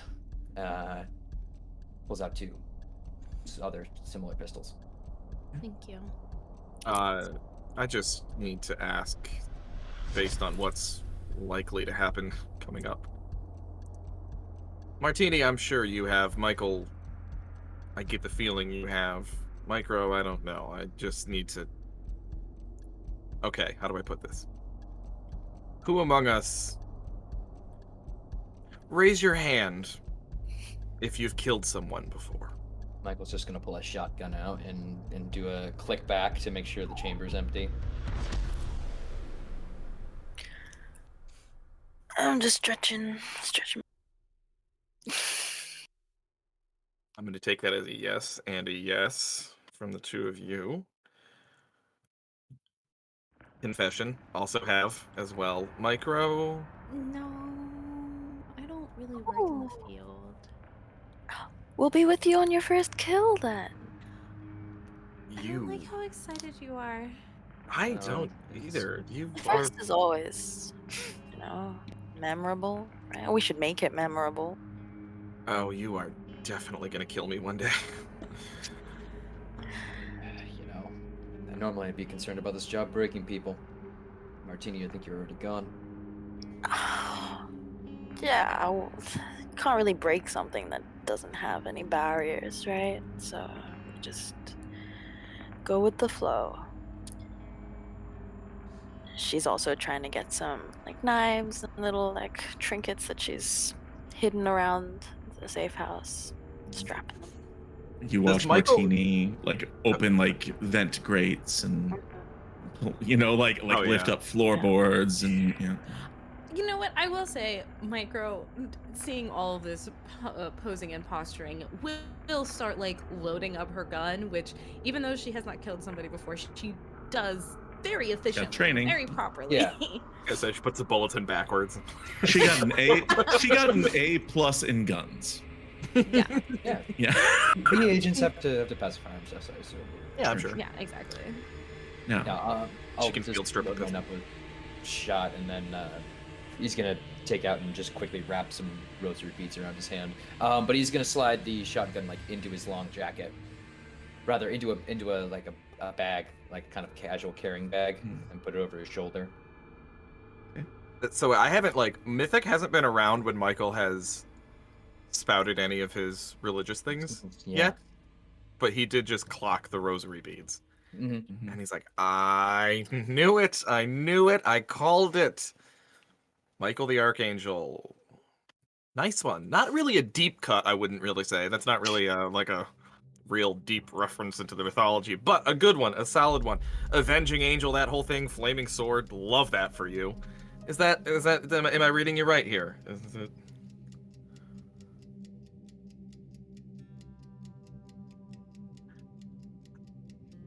Would you prefer Mathiel or? Oh. Now we're getting into it. Okay.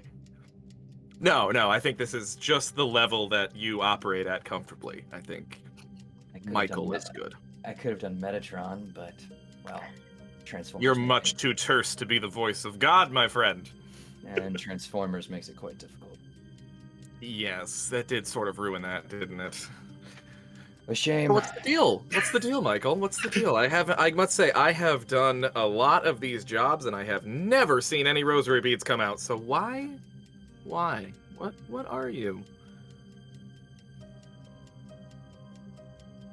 I'm his flaming sword.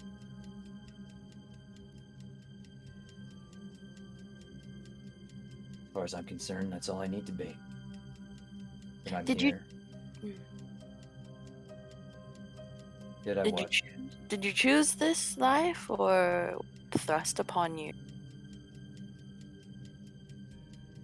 I chose this mantle. I carry it proudly. If he's there, if he's alive, if it's alive, then I hope that it is proud of me and loves me just as it loves all of you. Or is it capable of hate? Cheers to that. Martini lists her beer. This is why, So- when my next book features the Avenging Angel Rosary Bead carrying Catholic ninja, no one's gonna believe me one little bit. Well, I'll correct you on one note. I'm not a Catholic. My apologies, Michael. And so I'll load it up, and that delicious scene right there. You all are going together to the house. Is that correct, or are you going to call the retirement home, Mount Carmel, or Are we splitting? Or are we splitting? I think you're No, going to stick together now? Is the plan? That was the suggestion from Call. Michael. I think we'll call before we go. Okay. Yeah, Would that be good? let's Yeah. give a call So Still we'll early on. set up maybe a meeting or something with some staff, and then hit the apartment and thank Mount sure, Carmel. sure. Sound good? Yeah, that sounds good. So you call Mount Carmel. You talk to a receptionist there, and I'm just going to hand wave this and tell you what you learn, so you don't have to worry about them too much. Is that when janitor came to the door, someone was rattling the front doors, but uh, the person, whoever it was, the janitor says was backlit, so he couldn't see who they were, but they were big. And he sort of paused and asked what they wanted, and then the check came through the slot in the door. And after that, turned around, and whoever it was gone. He called the higher ups, they called the police, and they don't have security cameras.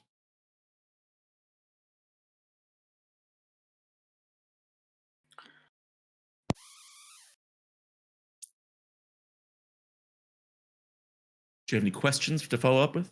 What Yes, happened? I see you talking, but you're muted.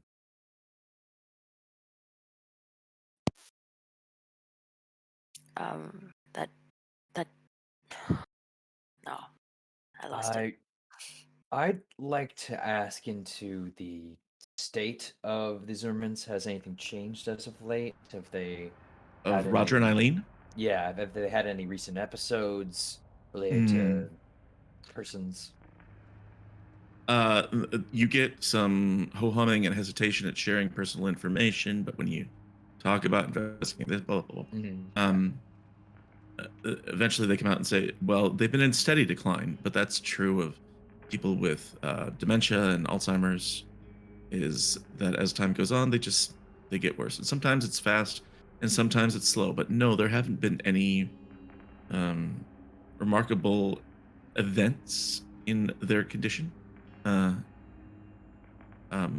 the thing that the people at the home are most concerned about is that Henrietta stopped coming by because they liked seeing her. She was always pleasant and loved her parents very much. Her parents are not at a point where any of this is registering with them. Michael would request that maybe an overnight watch be placed on the parents just to monitor their condition, given the potential stressors of Henrietta no longer appearing, even if they're not registering it. Perhaps Interesting. subconsciously they might just having someone check on them through the night, given the stress of the situation. The answer that you get from the person who's obviously some sort of administrator or something is along the lines of, yes, of course we'll do that. We check on our patients every night. And you leave that with the successful human feeling that they're not going to change anything, that they're just trying to placate you. Yeah. Well, given we think Henrietta might stay away, that might be for the best, but I'd just be worried that whatever she's doing, it might lead her back to Mount Carmel again. Phone call complete. Phone call achieved. And so you all head over to the address that you have listed for Henrietta Zimmerman, which is I think it's 254 Borum Street. One of the other things I love about Delta Green, I'm going to say this really quick, is all these addresses are real addresses, and you can Google them and see where they are. And so at Henrietta's apartment, which is 255 Borum Street in Brooklyn, you pull up. It is a tightly packed, smaller duplex style house. All the houses here look different. They're not like uniform. They're not like Midwest suburban development sort of stuff. These are all built one by one, but they're all really tight, right up next to each other. This one has this weird sort of curvature to the roof and all that. But as you pull up and you go to approach the front door, you're walking up the walk, and at the house next door at 253, you see a large man. He appears to be Latino. He is on his front lawn, and he is watching you guys as you come up to the front door.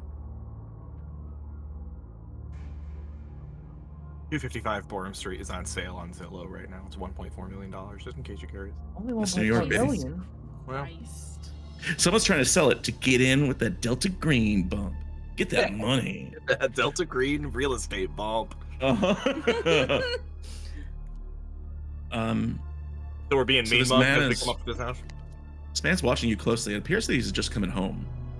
An alertness would be fine for anybody who wants to make me one of those. Yeah. Yeah. Just to get a lay of the land, see what's going on, or whatever, Solar. however you want. So Yeah, roll some things. Dang, Turk. No. Dang. Good cat. I suck. Oh. Man, Give it a check though. man, Gotta I cannot catch a break. You Good good? God. What'd you get? 60. Yeah, that's not great. Which is bad. Yeah, Turk, a 3 is great, but of course a 55 under 60 is better because that's a critical. Exactly. So Super. Martini and Michael both clock this person. And he's definitely watching you with interest. He's also wearing a black armband on one of his arms. And yeah, he looks like he's in a bad mood. Mythic is distracted by birds. There he is. You think they're robots? I know they're robots. So, you reach the front door. What do you do? Is it like an apartment? Do we buzz into a particular apartment, or could we buzz? No, it appears to be like a townhome, close to a townhome of like, but very small. You know what I mean? Yeah. Like it's you can. I'm gonna. I'd say it's go only ahead about 1,500 square feet, roughly. and- Yeah. Oh, that's a pretty. 5 decent bed, 2 space. bath. Yeah. Ooh. I'm gonna give the best look. I know it will probably be empty, but I'm still gonna give a knock on the door. Right. And as soon as you do your cop knock, Yeah. the guy next door goes, "She ain't there. Sir, what's that, sir? She ain't there. Lady that lived there. You here looking for her? Indeed, we are. Gone. Haven't seen her in weeks. I told the cops already. I don't know anything about it. Well, you mind if we ask you a few more questions? I don't know. I don't want to talk about it, but yeah, sure. Well, what don't you want to talk about if you didn't see anything? Maybe we should talk about this inside. No, I don't give a shit. Oh, well. I'll talk to you out here. I don't care. She was a bitch. Oh. You didn't like her. No, it's not that I didn't like her. She didn't like my dog. She didn't like Dinky. Your dog's name is this. Spare no detail. Your dog's name is Dinky. My dog's name was Dinky. What happened to your dog? Sorry. A couple weeks ago, my dog got real upset and was barking a lot. And somebody called the cops on me, and I know it was her. Because that's just the kind of shit she would pull. Cops came out, told me to take the dog inside, but Dinky wouldn't even shut up because he was always trying to protect us and stuff. You know? And so, I'm so sorry to interrupt. that's okay. Exactly how long ago? Would you say it was around the same time that your neighbor went missing? I don't fucking know. I don't know when she went missing. I just know that she stopped being there. I wasn't like keeping track of it or nothing. It was and he does the math in his head. He goes, it's the 15th. It was freaking, my dog was freaking out, okay? So I took it inside like the cops told me to. The next night, I put Dinky out like I do every night in the backyard. I go out there in the morning. And his collar was there. There's blood. And I don't know where he is. but he ain't. Oh, he's like breaking down. And I know she had something to do with this. I don't know what she did. If she hired some kids to steal my dog or something, but all that was left was his collar in the chain.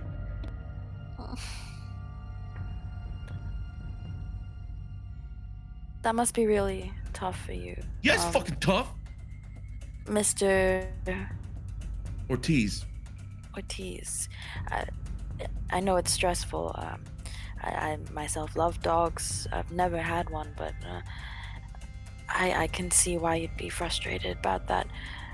So nothing else has happened to the house since? Have you seen anyone No. try to get in or leave? Yeah, I saw the cops come. Like a couple days later, you know, I don't know when it was, but a bunch of cops showed up at the house. I'm here all day, pouring over shit, going through stuff. They came and talked to me. I told them the same thing. Is that I don't know anything about her. I don't know what happened to her. I didn't do it. But that lady, she hated my dog.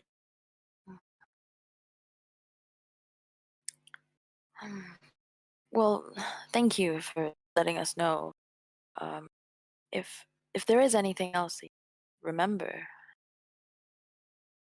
please I don't feel know. free to. Yeah. Well, should we look around the house then? You can help yourself. Here, hold on. And he goes up to like his front porch and he lifts up one of those fake rocks. You know, pulls out a key, goes Like here. obviously fake rock. Yeah, like super fake. New York, yeah. It's on the porch. Like, why is It's on there the a rock? stoop. Bro, why is there a rock there? That doesn't make any sense. And then he pulls out this key and hands it to you. He goes, there it goes, spare. Thank you very much, Mr. Ortiz. Yeah. Don't tell anybody I gave that to you. And he goes back inside. I want to get him a dog, guys. What you do in your free time is entirely up to you, Martini. Well, I know that, Michael. I just thought it was a. Maybe you can expense it to the Delta Green. You think you're getting comped? Yeah. For Save your dog, receipts. for dog, yeah. So dog we food. do we not get You open the door to the apartment. No answer. As we walk in. Just turn to Yeah. We Vera. Delta Green operatives need to fucking unionize. Is all I'm saying. That's all it is. We get no fucking Divided pennies. we beg, together we bargain. Good, yeah. That's why they keep us all separated into cells that are joined by a single letter of the fucking alphabet, so we can't unionize. Fuck. Now you're really going off on your conspiracies. Stemming from the 1920 raid on a mining unionization option. Oh my gosh. Up the Britons. I have my You whole character open- planned out now. You open the door to 255 Borum Street. And you are hit in the face with the stench of first of all, it's the smell of an untended home. You know? But it's also more than that. There is stuff everywhere. Like it looks ransacked, but not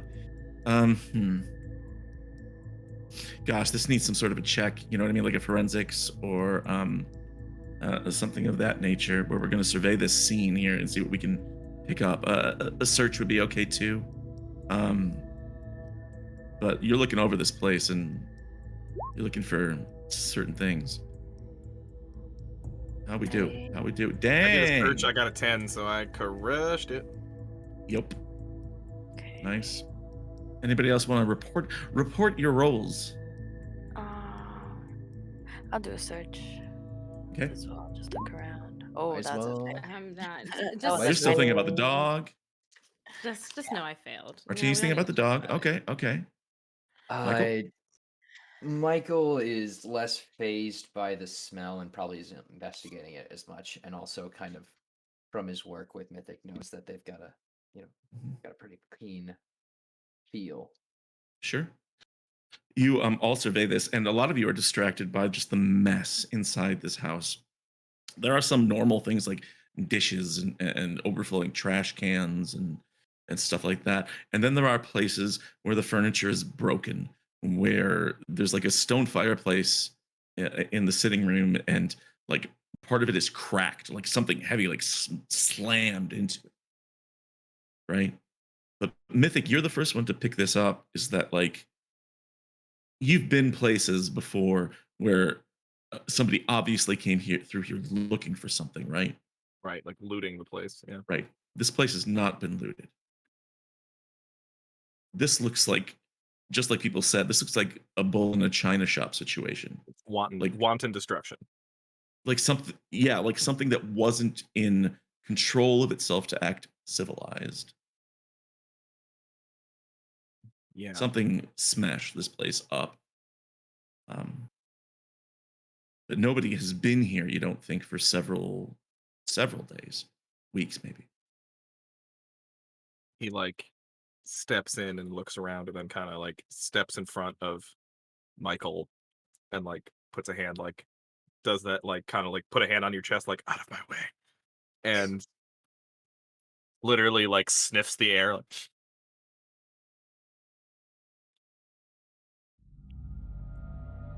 and he starts like looking around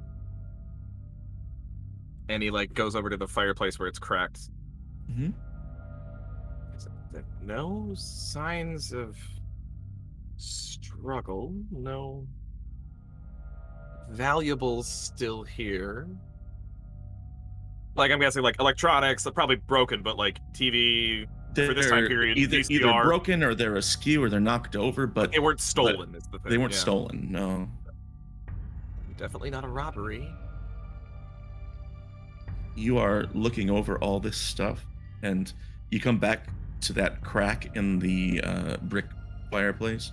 Mhm. You're kind of like running your finger along it, and you see something in the crack.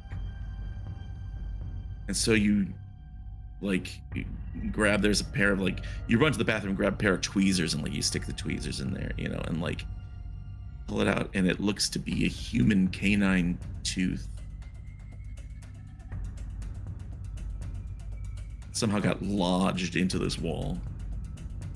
Hello, you beauty. Say that looks human to you? Hmm?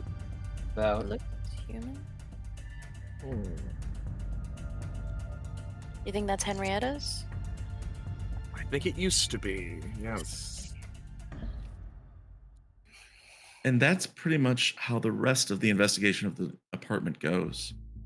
Um, like the bed was slept in, but then all of the sheets are all like a tornado of like somebody writhing around. There are like marks of fluids and bodily effluvia everywhere. You shit on the floor, is everything. Yeah. Okay. And the police looked this place over. They didn't clean it up. Gross. Yeah. It seems But, our friend Henrietta was undergoing they a said- transformation. Yeah. As they said, no car keys, no purse. They're not here. No car keys, okay. No car keys, no purse. So, And there's a parking spot behind the building. with behind no the car in house. it. No car.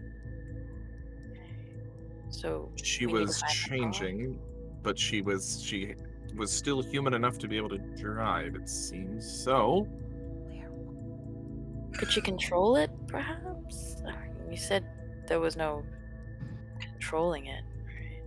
we know she drove. I'm starting to lean toward Micro's theory, but Werewolf sounds pretty plausible. when was the last full moon? Do we even know she drove? We don't, but I'm sure we have access to some kind of database where we can pull up that plate, right? Well, I think the detectives have already put out a search or a request for that. They have an APB on the vehicle. They haven't turned anything up. Mm-hmm. So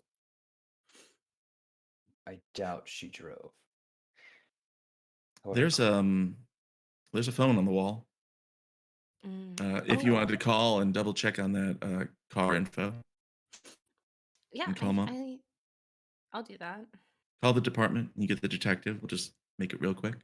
Mhm. Is she said, yeah, she drove a 1991 Geo Metro, Okay.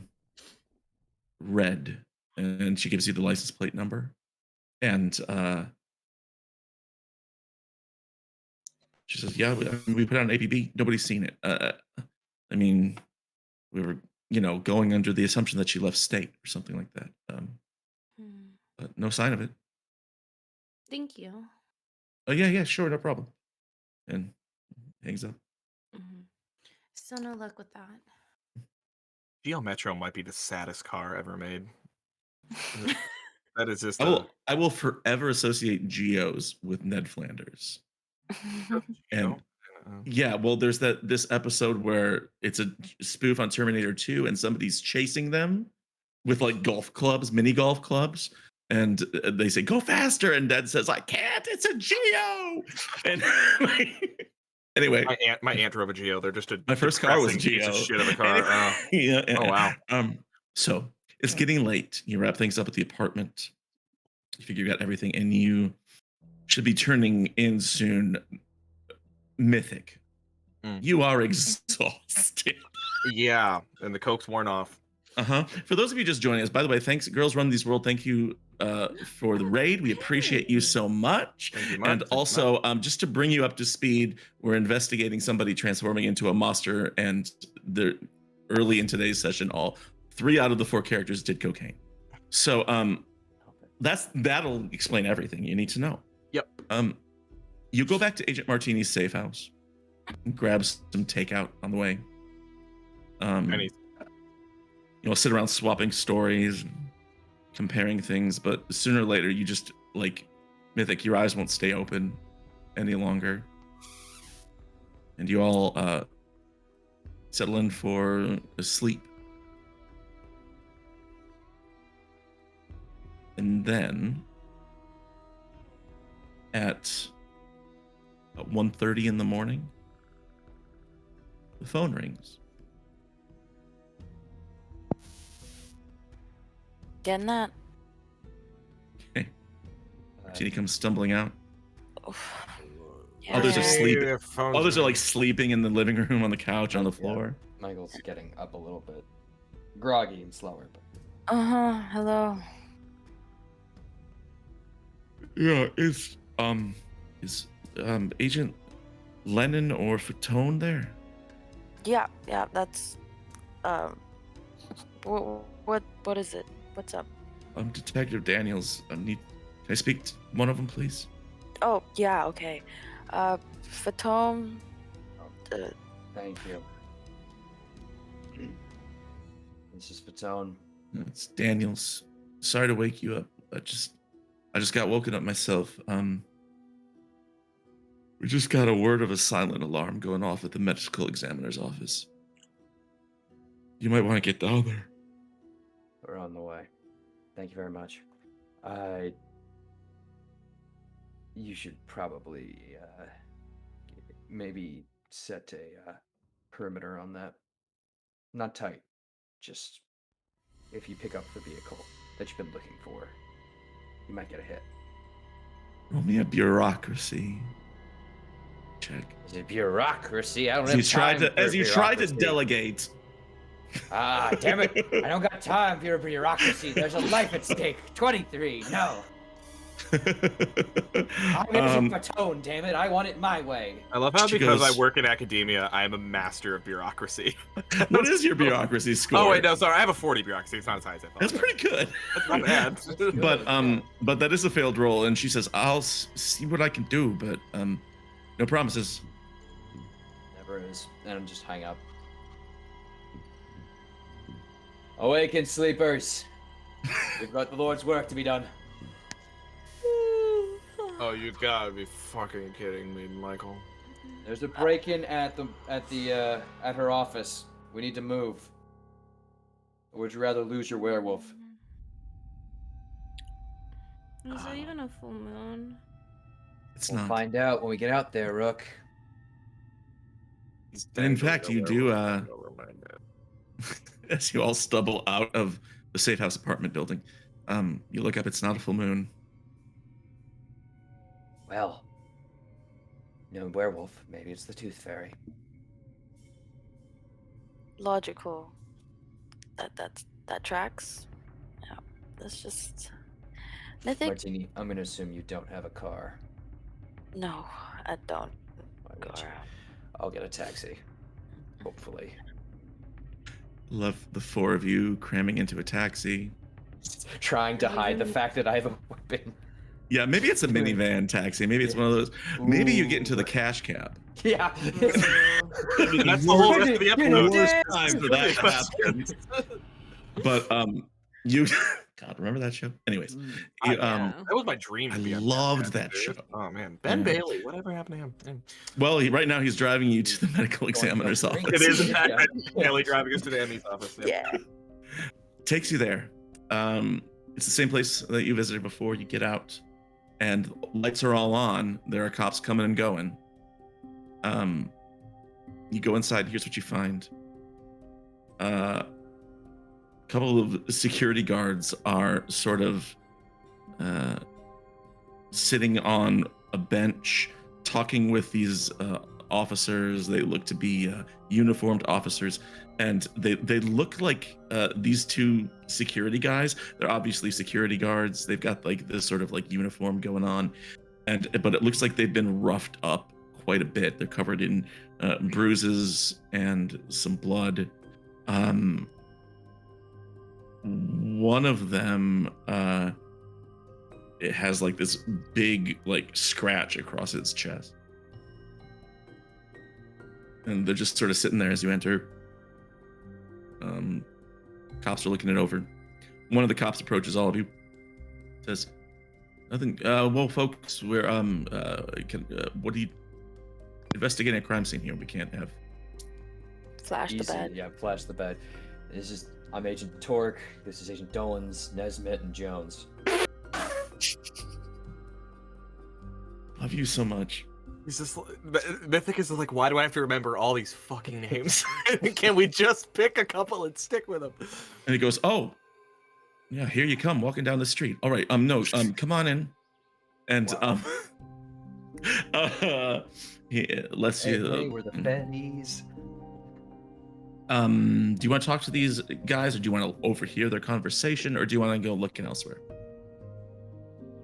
I'll listen to what they're talking about. Like, I won't ask, Sure. but I'll just crouch around. We'll have a team investigate the scene. We're already familiar with this particular office. While they are talking to the law, these two security guards, they're being seen to by EMTs. One of them is grabbing his side, telling the EMT, "No, it just hurts when I breathe." You know, I mean, like, he's obviously got some sort of like broken rib situation going on. He's got this big gash across his chest, and the other one just looks kind of worse for wear, and he's recounting his action. He's like, "We heard the silent alarm go off. We were it was an upstairs window. We went upstairs. We checked it out. It was some big guy attacks us. It was dark. Didn't get a good look at him. Smelled awful, like a sewer or something like that. And he asked this big guy, like, in this voice, and he was like, he wanted to go to the office of the assistant to the chief medical examiner, like asked specifically for that office. And as soon as we got in the room, he would turn off the lights so we couldn't see him. He told Becker over there to sit facing the wall, and so he did, and then he went rifling through the desks looking for papers, something. And he kept telling us, if you turn around, I'll shoot you. If you turn around, I'll shoot you. And I sat there for like an hour, you know. But then, as he's leaving, went out the window he came in, I got him. And he like What do you mean? he pats like a pistol at his side. He's like, "I hit him. I shot at him as he was running away, and he turned around and he was big. He was really, I don't know what he was. Oh boy. What did they look like?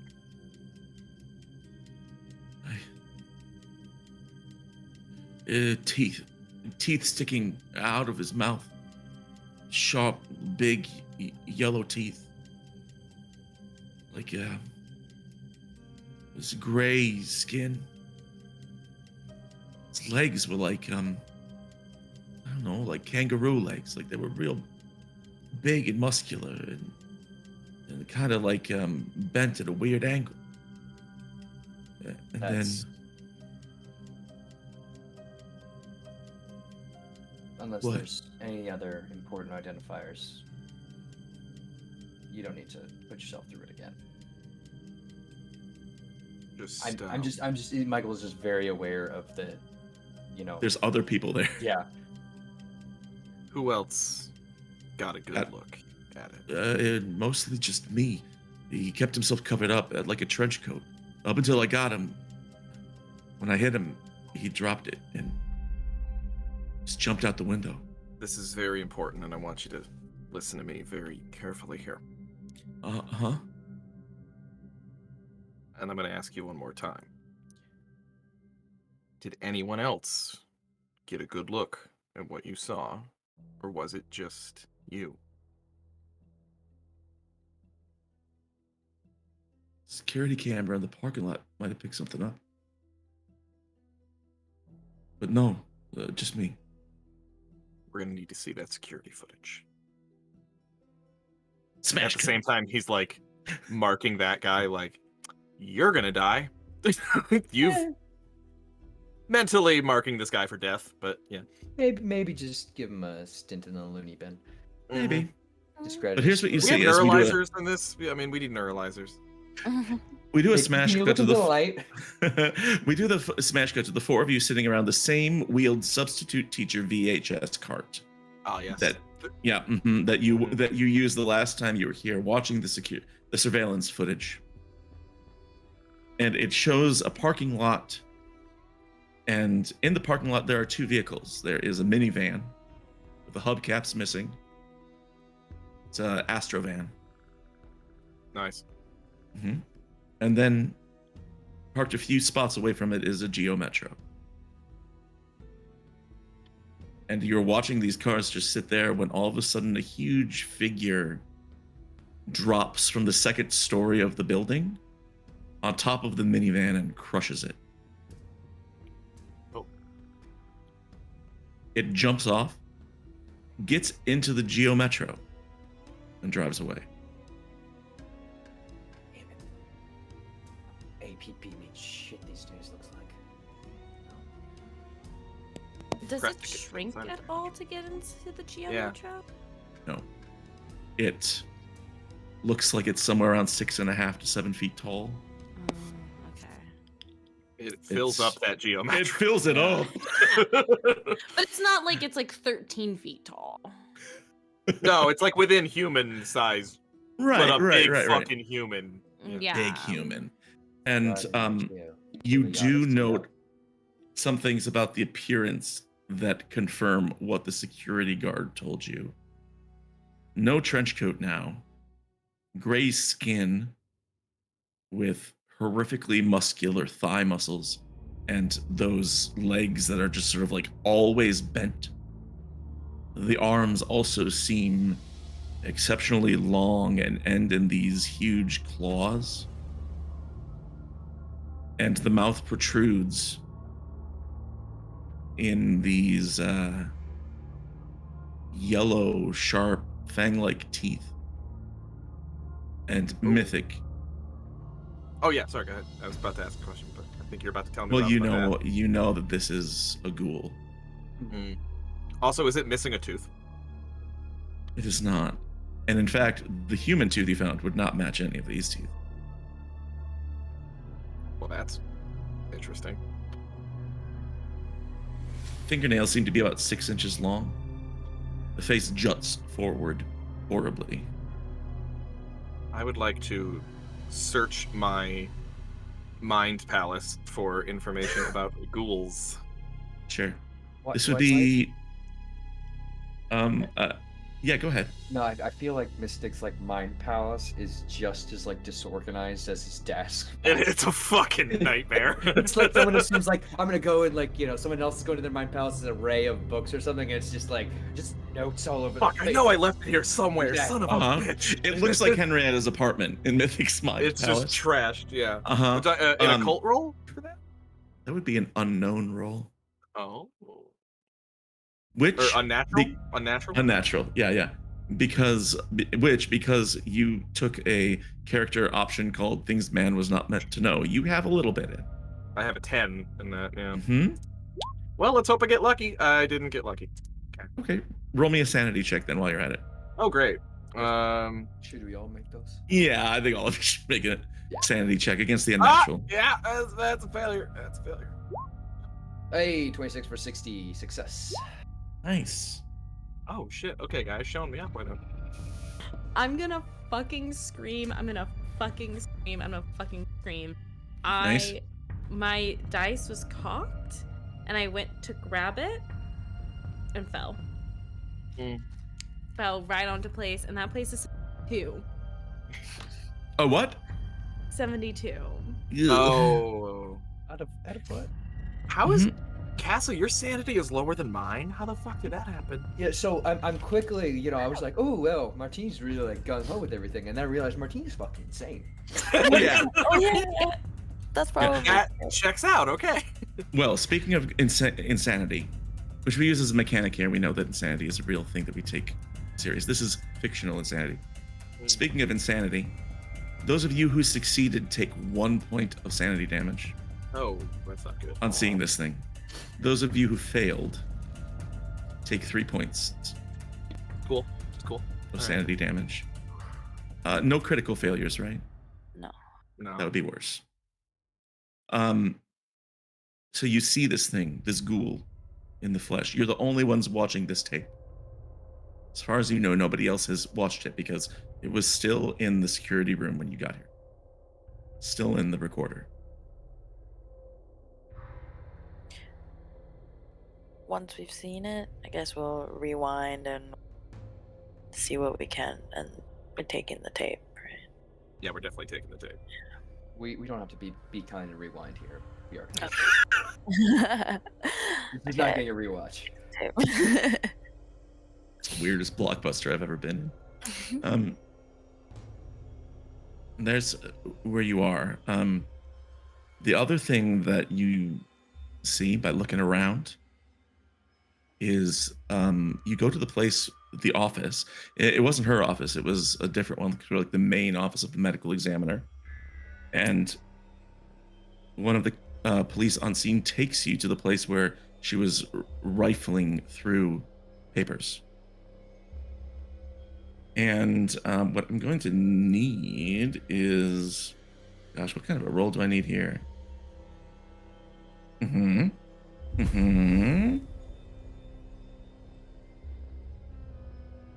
How about a search check for any of you as you're like looking through these papers? That's one thing I don't suck at. 7 for 20. Got a 4, and I have a 60. I got. Never mind. I don't know. Yeah. I feel- Whoa! It's not as bad. I got what is it? 32 out of 20. Or Okay. 32. Yeah. So who are my succeeders there? Nice. You know, for someone who's an absolute loony, he really delivers. When it counts. When, in certain context, yes. In certain contexts, yes. He's also super exhausted right now. Oh yeah. I should have given you Very, a penalty very on tired. that, but it's all good. It's all good. I still crushed it. You would have crushed it even then. First of all, what I forgot to mention was on that video camera, you see one other thing, which is that in the ghoul's hand, you see a long, thin piece of printer paper. Oh. It looks to be about 2 feet long by 2 feet long by 8 inches wide. So like an 8.5 by 11 doubled, right? Sort of like this long, and it's strange. It's all one piece of paper. Got it in its hand.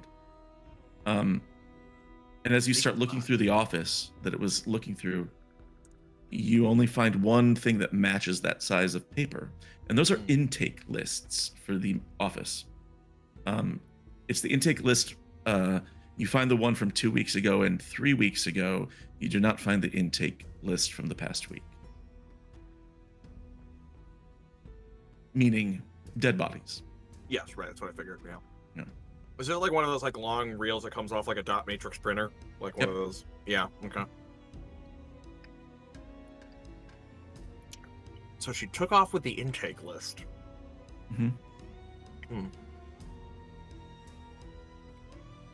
She wants more dead bodies?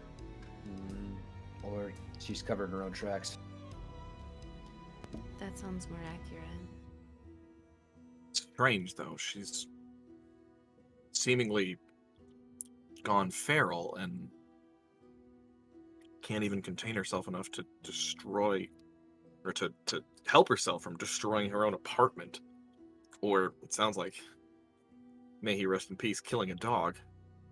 But at the same time, has the foresight to try to cover her tracks. And write a check. And drive a And- car. Mm, Getting with affairs in order. 9-inch claws? And you think back, Mythic, remember that she's transforming, right? She's getting worse. Yeah. I think our dear Henrietta knew that she was on the way out, and perhaps, yes, she wrote a check. She tried to take care of those that would come after her. She perhaps tried to spare them from the horrible truth by covering her own tracks. But pretty soon, and I think the day is coming very, very soon, there will not be anything left of our dear Henrietta, and only this ghoul will remain. Say, Micro, all of this stuff is printed off of the computer that is sitting right there. Yep. All right. I will start taking a look into that then. Okay, no roll necessary. She's our computer You're a whiz. nerd. You bring God, up 'cause the I don't think I digital could roll copy. Yeah, you do. You type 3 times on the keyboard and then touch your ear and say "I'm in," and then you Mhm. find the digital copy of the intake list from the past week. It is long. Right. It is probably 3 pages on a normal, font and stuff like that with tight text, Mhm. and it lists 40 people. Hmm. It gives their height, weight, age, gender, blood type. What are you looking for? I'm gonna look for a John Doe. Okay. Because, or wait, yeah, because that was a thing. And then, God, I feel like this is kind of out of pocket, but I'm gonna look to see if there's anybody whose physical description matches hers. Great. You're looking this over, and I'm going to just keep your computer check here, because you know what you're doing. The John Doe was weeks ago, so he wouldn't even be in Oh, this. yeah. And he would have been listed as a John Doe, True. wherever he is now. But as you look it over, you think, hey, physical descriptions. Out of these 40 names, it's only one of whom that's a woman. Her name is Tallulah Jenicky. She was 44 when she died.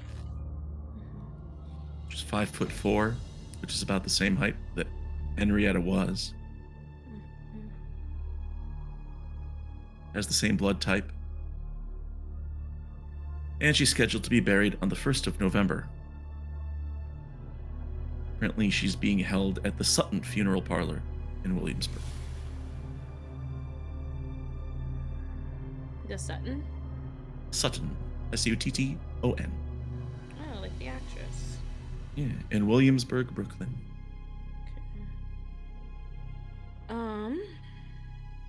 Yeah, I'm gonna bring that up to the group and say, well, at the very least, I think I know where she's going.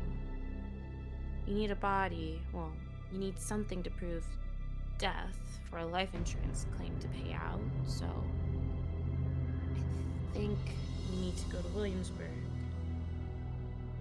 Find this body.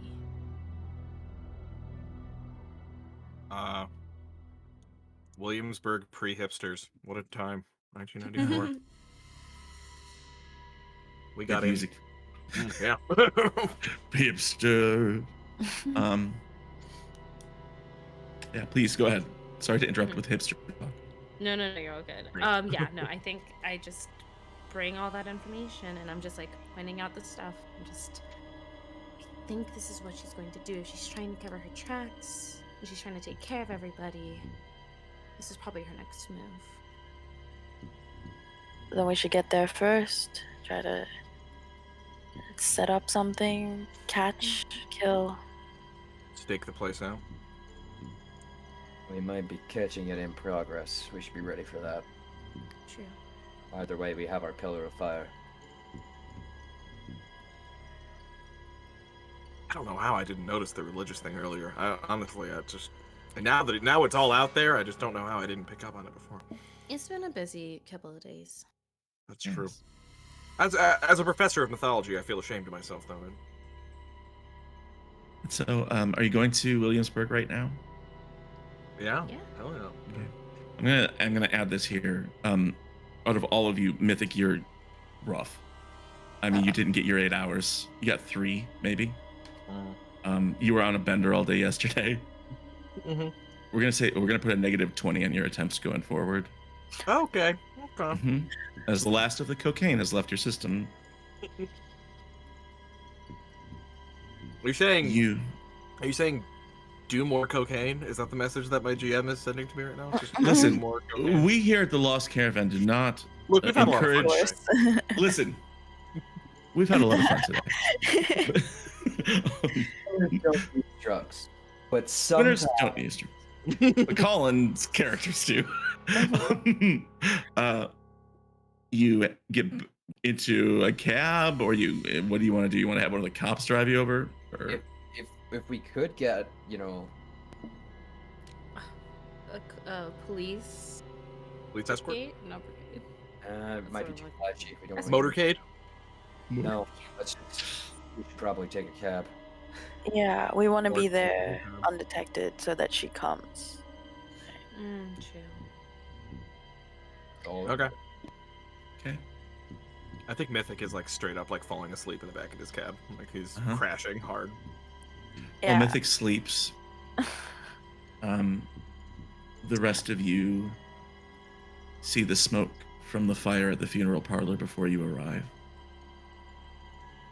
You can see ironically, not pillar of fire, but a pillar of smoke by night going up from the Sutton funeral parlor. But as the cop drops you off, you see someone moving around back, heading toward a Geo Metro that's parked in a parking lot behind the building, carrying a corpse. I turn to the cop. Get to the local fire department now. Call this in. The cabbie says, "I'm not a cop, but okay." And Fire off he department. goes. Now, be a good citizen. Ah! Mhm. I'm awake! I'm awake! I imagine I'm like grabbing Mythic out of the car. Ah! Okay, the before we fuck, go Michael? into this, and we know that Henrietta's there, I'm just gonna turn to Mythic and say, another bump? We don't have time. Look at him, he's falling asleep. What good is he if he's asleep? I don't need a high person with a gun shooting at me. Better that than a blind? You give him a bump, I'm gonna go shoot a ghoul. I'm going to. What a sentence! You get I- the bump, I'm and yeah, gonna go no, shoot a girl. and Michael's absolutely gonna pull like a Terminator 2 and flip the case around and Yes. get the shotgun out. Nice. And we're Okay, excellent. Run after him. I So, forgot about our running joke about a bunch of incorrect Arnold Schwarzenegger lines. Yeah. Oh my god. It's not the cat. You can stay here. I'll be back soon. Get to the taxi cab.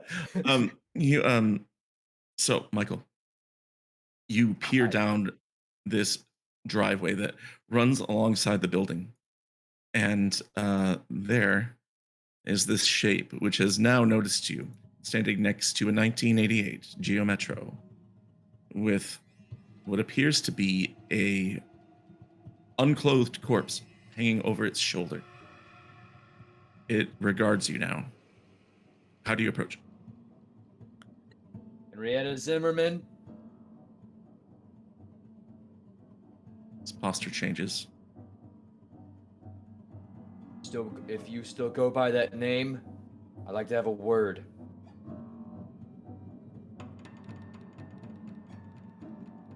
Leans over and puts the corpse on the ground next to its car. Turns back at you. And as if in answer to your question about who she is, lets out this screech and charges at you. Yeah, no, I'm going to return that screech with a... Sweet. Let's go down here. I looked at this earlier, but I need to know who's the most dexterous of you. I think you're up there. I got dexterity 14. Yeah. Okay, yeah, I think it's you, and then strangely Mythic as the jittery, jumpy type. And yeah, I said that then he has very good hand-eye coordination, but he can't run very fast. I remember me live cast. I think one of you is an 11, one of you is a 10. I'm an 11. Okay, there we go. So it's just descending order here. It's charging at you. That's what it's trying to do. Can't reach you with its first turn, which means that Turk, open fire on this thing. We'll see what happens. All right, shooting with firearms. 51 for 60 is a success. Excellent. Roll me damage. Okay. For a shotgun firing shot, that is going to be 2d8. So let me do that. 12. Excellent. So, as you fire, what kind of gun you got? What kind of gun we're dealing with? It's a Mossberg, so just like Ooh. a pump action shotgun. Excellent.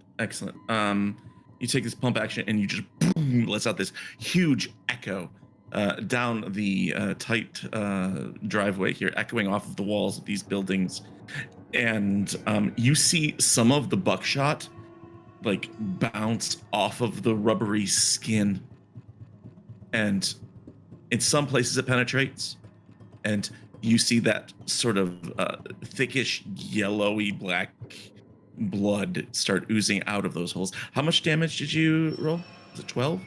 Yes. Okay, we're gonna say, just so you know, it did 6 damage. Oh no.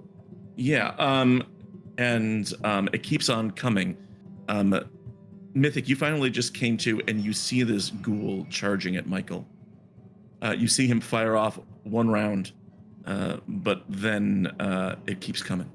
Well, Michael might have a pump action, but Mythic's got some bump action.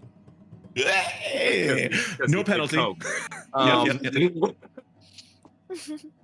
I think Mythic is. I mean, you said he has a -20 going for it. I think Mythic is like sleep deprived. He is delirious.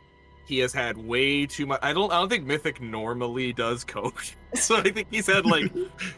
I think he's been putting on a bit of a front because he wants to look cool in front of Martini and stuff. So like he is like seeing fucking double right now. Mm-hmm. And he is doing the thing that he jokingly said he wasn't going to do to Michael, which is that he is standing behind Michael and shooting in Michael's direction. So Excellent. Mythic just like reaches into his jacket and like pulls out this stub nose revolver and spins the chamber for some fucking reason, even though it's already full. It doesn't matter. Weird, but he's just like,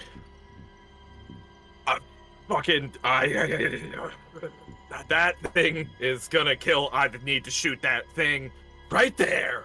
And he aims and looks down the sight with like the wrong eye, and This is when privately, hey, listen, we've Yeah. had a lot of fun today. Listen, we have. But this is when, in his mind, what's happening behind the scenes here. When Mythic said that he's killed someone before, he fucking. So he's freaking the fuck out. Make me a firearms check. You're not at a penalty anymore because you did cocaine. Do drugs, kids. Oh, no minus 20? No minus No 20. minus. Okay. Well, Michael, sorry. Well, how'd we do? I didn't get crits. I don't think I'm gonna accidentally shoot Michael. No, failed, I got a 42. that's good. It's just a 42. Over 20. If you had the penalty, it would have been over 0. But it goes wide. Michael, it does ring in your ear quite a bit. Mythic tries to fire over your shoulder. I don't think at this point he even like flinches. He's just locked on him. Casa, does Martini have anything for this monster that's charging at you? I think I was 10. Oh, okay. All right. In that case, Micro, throw a computer at this thing. Yeah. Well, I have a gun. Okay. All right. What's your firearm score? And I don't mean that in a sassy way. I really want to know, what's your firearm score? No, you should. It should be sassy. It's a 20. Okay. All right. Let's see if you can roll underneath a 20. Okay. I'm gonna go with you. I believe in you. You're gonna do amazing. You're great, and you're gonna do great. 21. Oh. We're getting close. You are trending in the right direction. I know. Gosh, I really want this to work. Turk, is there anything in the rules that lets us shave a point off? So yeah, this technically no. But Okay. if you want Institute is like, one of those things that the new edition of Call of Cthulhu adds like an option where you can spend luck. But Spin luck, yeah. have that involved. I'll make you a devil's bargain here, Liv. There you Okay? I'll let you shave that point off. If you shave off a point of sanity. Oh yeah. What do you need sanity? Ain't no thing. Yeah, that's fine. You lose a point of sanity, but you hit this thing. And go ahead and roll me damage, which, gosh, I don't know what it would be for your gun. Is it D6? Light pistol or D8? Yeah, I was gonna say I think it's a light pistol. So Alright. D8. I gave everyone a light pistol if they asked for a light pistol. No one asked for heavier things. I got an 8. Yes! And it doesn't do all that, but No. it definitely takes a chunk out of it. And Martini, you're the last one. This thing, it looks like as it's running, this is all happening at the same time. It crouches down while it runs. Looks like it's gonna pounce, like leap through the air. It's about 20 feet away from the furthest one forward, which is Michael. And it looks like it's ready to like throw itself at him. I'd want to say that I didn't go with Michael, so I wouldn't be in. You're not right by him. Yeah, so I don't think the Henrietta would know where I am per se. Okay. I don't know. Can I like stealth my way? And You can try, but I warn you, she can probably smell you. Okay, no, I mean, but I just want to have that so that when she's charging towards Michael, maybe I can intercept and kind of tackle. I would shoot it if you could. Okay. I'm not one to tell you what to do, but this thing is superhumanly strong and will rip your head off. Yeah, let's shoot it with the light pistol. It eats your brain. Oh no! Don't forget the answer is do drugs and shoot guns. Do drugs and shoot guns. Critical. Whoa, fuck. Of course it's a critical. That's a critical success for Martini. Martini, roll damage twice. Oh, okay. So 2d8 Oh my or god, you're 2d8 so much times better 2? with guns than like all of us. 2d8. Jesus. She's a super spy, man. Super spy. God. Whoa! Fuck me sideways. That's literally This- what I got. This Yeah. thing. Yeah, but shut up. It charges forward, it crouches, and then it leaps through the air. And just at the apex of its arc, Martini unloads a shot into her neck, and you see the body like go limp in midair and tumble against the brick wall next to it, and it lies there motionless as it's lit by the fire coming off of the funeral parlor. And just then you hear the sirens, fire trucks, police cars a few blocks away, and the four of you are standing around looking down at what used to be Henrietta Zimmerman. It is now a ghoul. What do you do? I think there's like We need this to get out of moment. here. Yeah. There's this like brief moment of silence that's punctuated by Mythic just shoots it again. Just to make just puts a round in the head just to make sure. Mhm. How? I mean, looking at the Geometro, I mean, obviously this was a stretch to even get that into it. Mhm. Yeah. When she was so alive. Is there a manhole cover somewhere nearby? Make me a luck roll. Ooh. Oh Come boy. on, luck. Wait, Come on. I'm going to reach so hard. Okay. Don't make the luck roll. I'll wait for the reach. Because I'm trying to help you and get advantage. Or Mm-hmm. we have been listening non-stop to Mythic talk about how the layout of New York City is built on ancient runes and patterns. Uh-huh.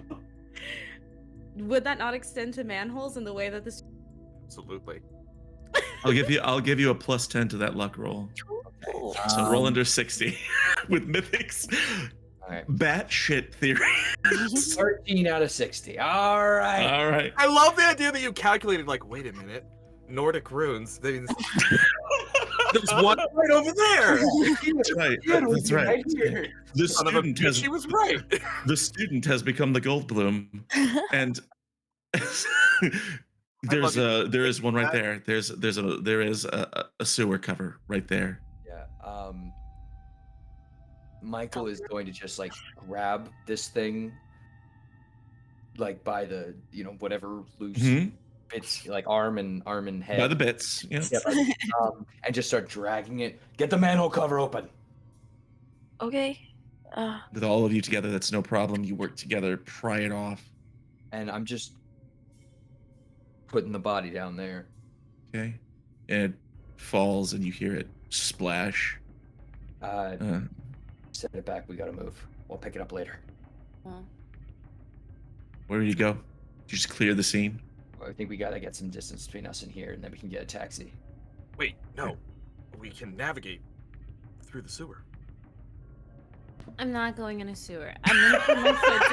Come on! And then, And that's I the know- last. That's the last shot of this scene that we see is Mythic standing there trying to convince everyone to climb down into the sewers, and Because he everyone else wants just to nap walking it. away. It's just like a neck. It's a disappointed shot of him looking out the window of a taxi. With Mhm. the city going by. Yeah. No one ever does what I want. The next day, as is standard procedure on jobs like this, you all quietly pack up your things at the safe house and say some brief goodbyes, knowing that if you ever meet each other again, it won't be for a good reason. Do you exchange anything else? Any pleasantries or contact info? I think Martini kind of likes everyone, like what they are and who they are, so she'd slip like her pager number or something, one of the many numbers that she has, into a pocket of each of them before they go. Like they might not know, they might know, but it's just Martini, you might want to lose the number here. Of course, we gave it to the cops, but I'm even telling you that, yeah, of course, yeah. It's been a pleasure. Yeah, it's been fun. You're a great person. I'm glad I qualify as a person. Mm-hmm. I hope we can work together sometime. Absolutely. Hope I can work with like all of you again sometime. Well, I know I'll see you again, Martini. Someday. Yeah. Just hey, when the day comes, do me a favor. Make it quick, okay? You won't even know I'm there. I believe that. Michael! I wasn't at my best for this one. This one kind of got to me, and between you and me, I don't normally do that much cocaine. Well, it was a stressful situation. And your talents, nonetheless, were greatly appreciated. I will pray for you and your mind. You tell you what, make you a deal, Michael. You pray for me, I'll think for you. And he just puts his hand out, shake his hand.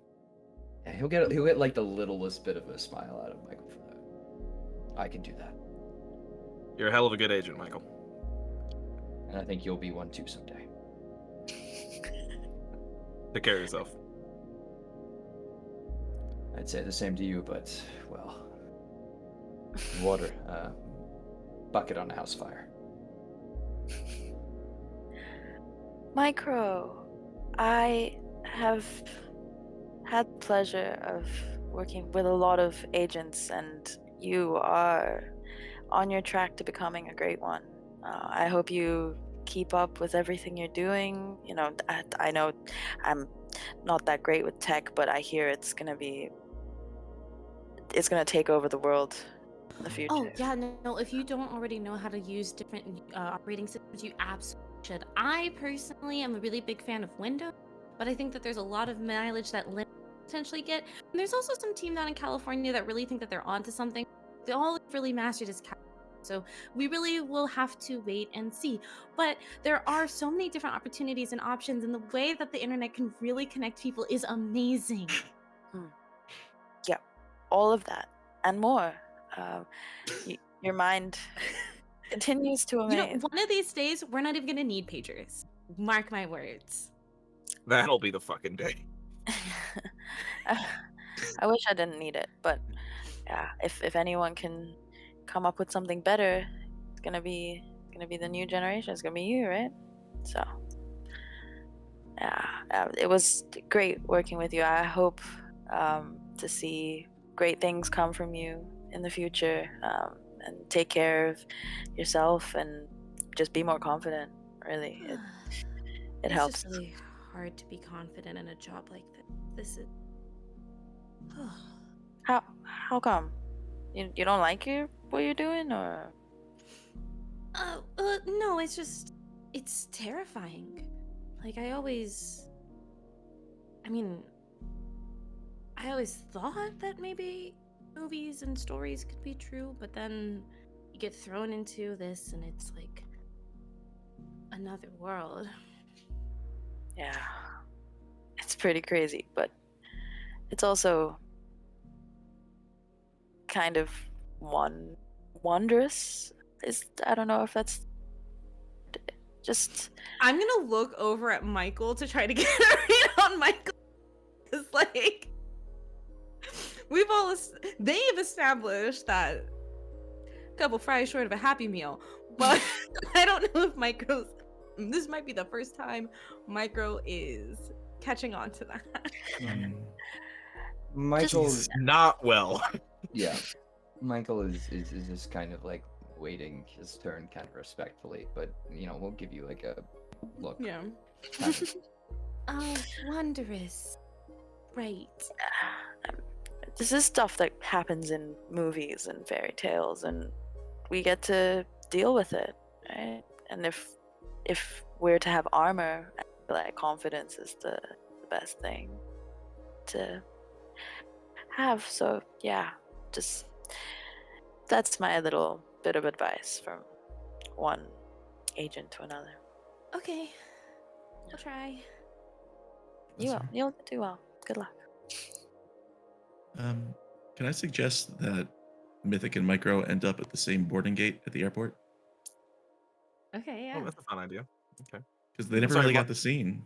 I thought yes, and that's really quick though. I thought Michael said Sure. he was waiting. So Yeah, Okay. and go ahead, he's go ahead. just gonna quickly call you Rook, but you made it through your first day at the races.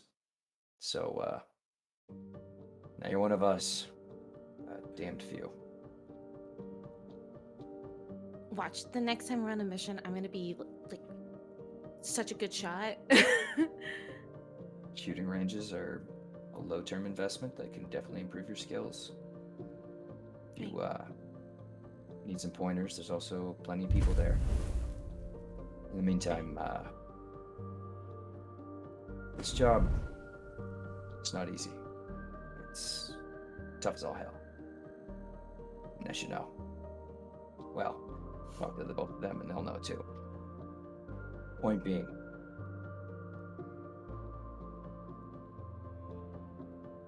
MCell is more than just some strangers you meet on extended weekends. It can be more, if you want to be.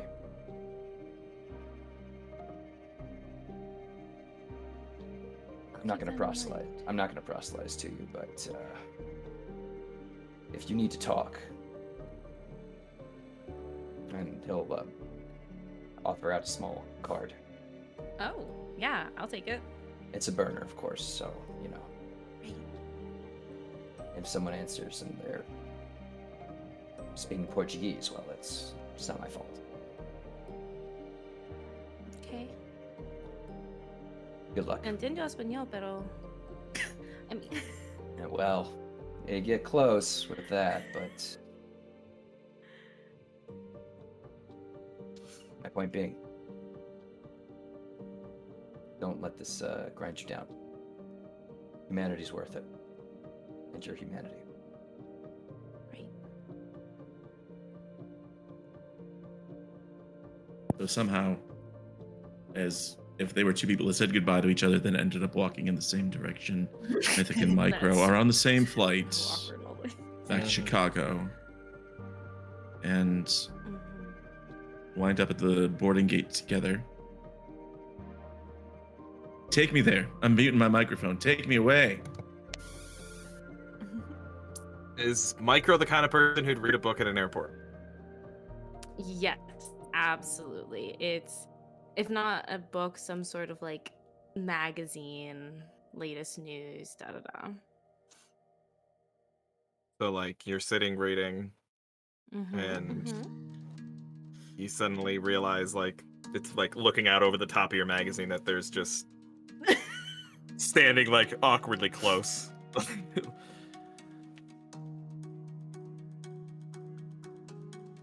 Leanne Cooley. Professor Dr. McDonald. You didn't say my name the whole time, and you knew. I'm pretty sure it's against protocol to use names. Yes, you can see how closely we observe protocol in N-Cell. Well, maybe that's why you're stuck at M. Do you get promoted up? Is that how it That's works? not how it works. No, Okay. it's not a higher numbers. No, that's not. Then I guess. She just closes her magazine because that sick burn didn't land. I remember you, Ms. Cooley. That's surprising, seeing as how I'm pretty sure you were intoxicated during the lectures, and there were so many of us. Do you think so little of yourself that you think that you didn't stand out in a big crowded lecture hall? Because you did. I remember you. You got an 89 on the Yeah? final paper, and you Yeah. wrote a paper twice as long about why you should have a higher grade. Because I It's fine. It's in the past. But I definitely deserved a higher grade. But it's fine. Did it impact my GPA at all? Oh, at the time, no, I was completely unimpressed by that little display. But with the gift of hindsight, just wanted to let you know, should it affect your future endeavors, I made a call to the registrar's office, and your GPA's been retroactively changed. Congratulations on your 4.0, Ms. Cooley. Well, thank you. I greatly appreciate it.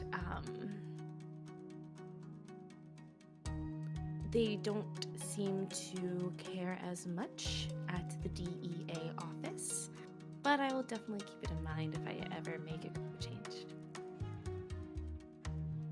Fair enough. Sorry I couldn't help you sooner. But you earned it. Thank you. And now, I will hear what I've been waiting to hear you say since the moment I realized I was standing in front of a former student.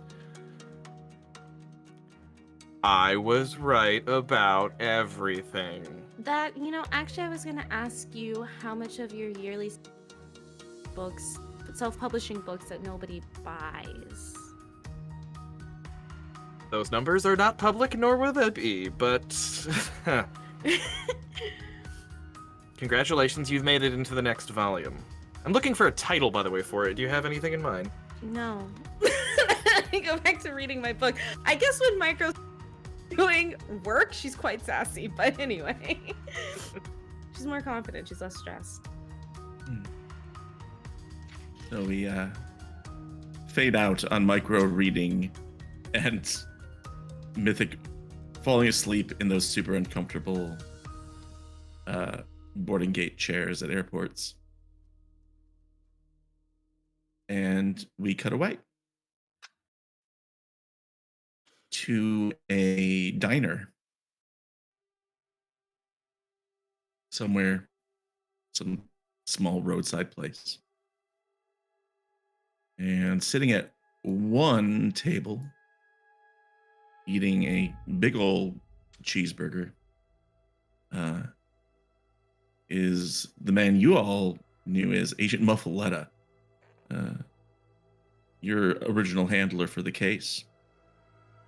Got that cheeseburger, fries, and he's got coffee with it, which I don't like, but like... Burger Come on, and a Josh. coffee? Weird. Yep. Okay.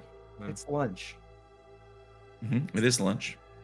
It's the trucker brunch. It is the trucker brunch, but typical to Muffaletta, this place seems empty except for him and a waitress who comes up and says, "Warm your coffee?" He says, "Yeah, sure, darling. That sounds good." And there's a pause, and he says, "Well, they did it. Success." She says, "That's the problem. He's too loud. Before it was funny, the weirdo college professor with his books, and nobody took him seriously. And now, I don't know, too much success and people are going to start paying attention." He says, "Oh, don't worry about that. Oh, I wouldn't worry about that. We got our eye on Dr. McDonald. We'll handle it."